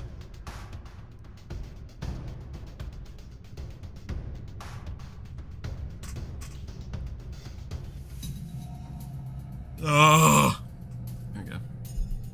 All right. I think I actually should just call it here, because I am like starting to just get to a point where I don't think I'm gonna get any more work done, and I think I'll be too tired to be interesting, and I just kind of want to snooze anyway. So I'm pretty happy with the shite that I got done today. I think we've gotten a lot done, and I'm very, very happy with that. The fact that, like, the most loose idea of Neuro has been accomplished is something that I think's, like, genuinely awesome. And it kind of now makes me want to see if I can delay doing Shy for a little bit longer to get that done, but I have my own internal timeline, so we'll see. With this all being the case though, I think, yeah, we'll wrap up here. So thank you so much for watching. You've been awesome. Stay awesome. And I hope to see you again next time. Until then, bye-bye.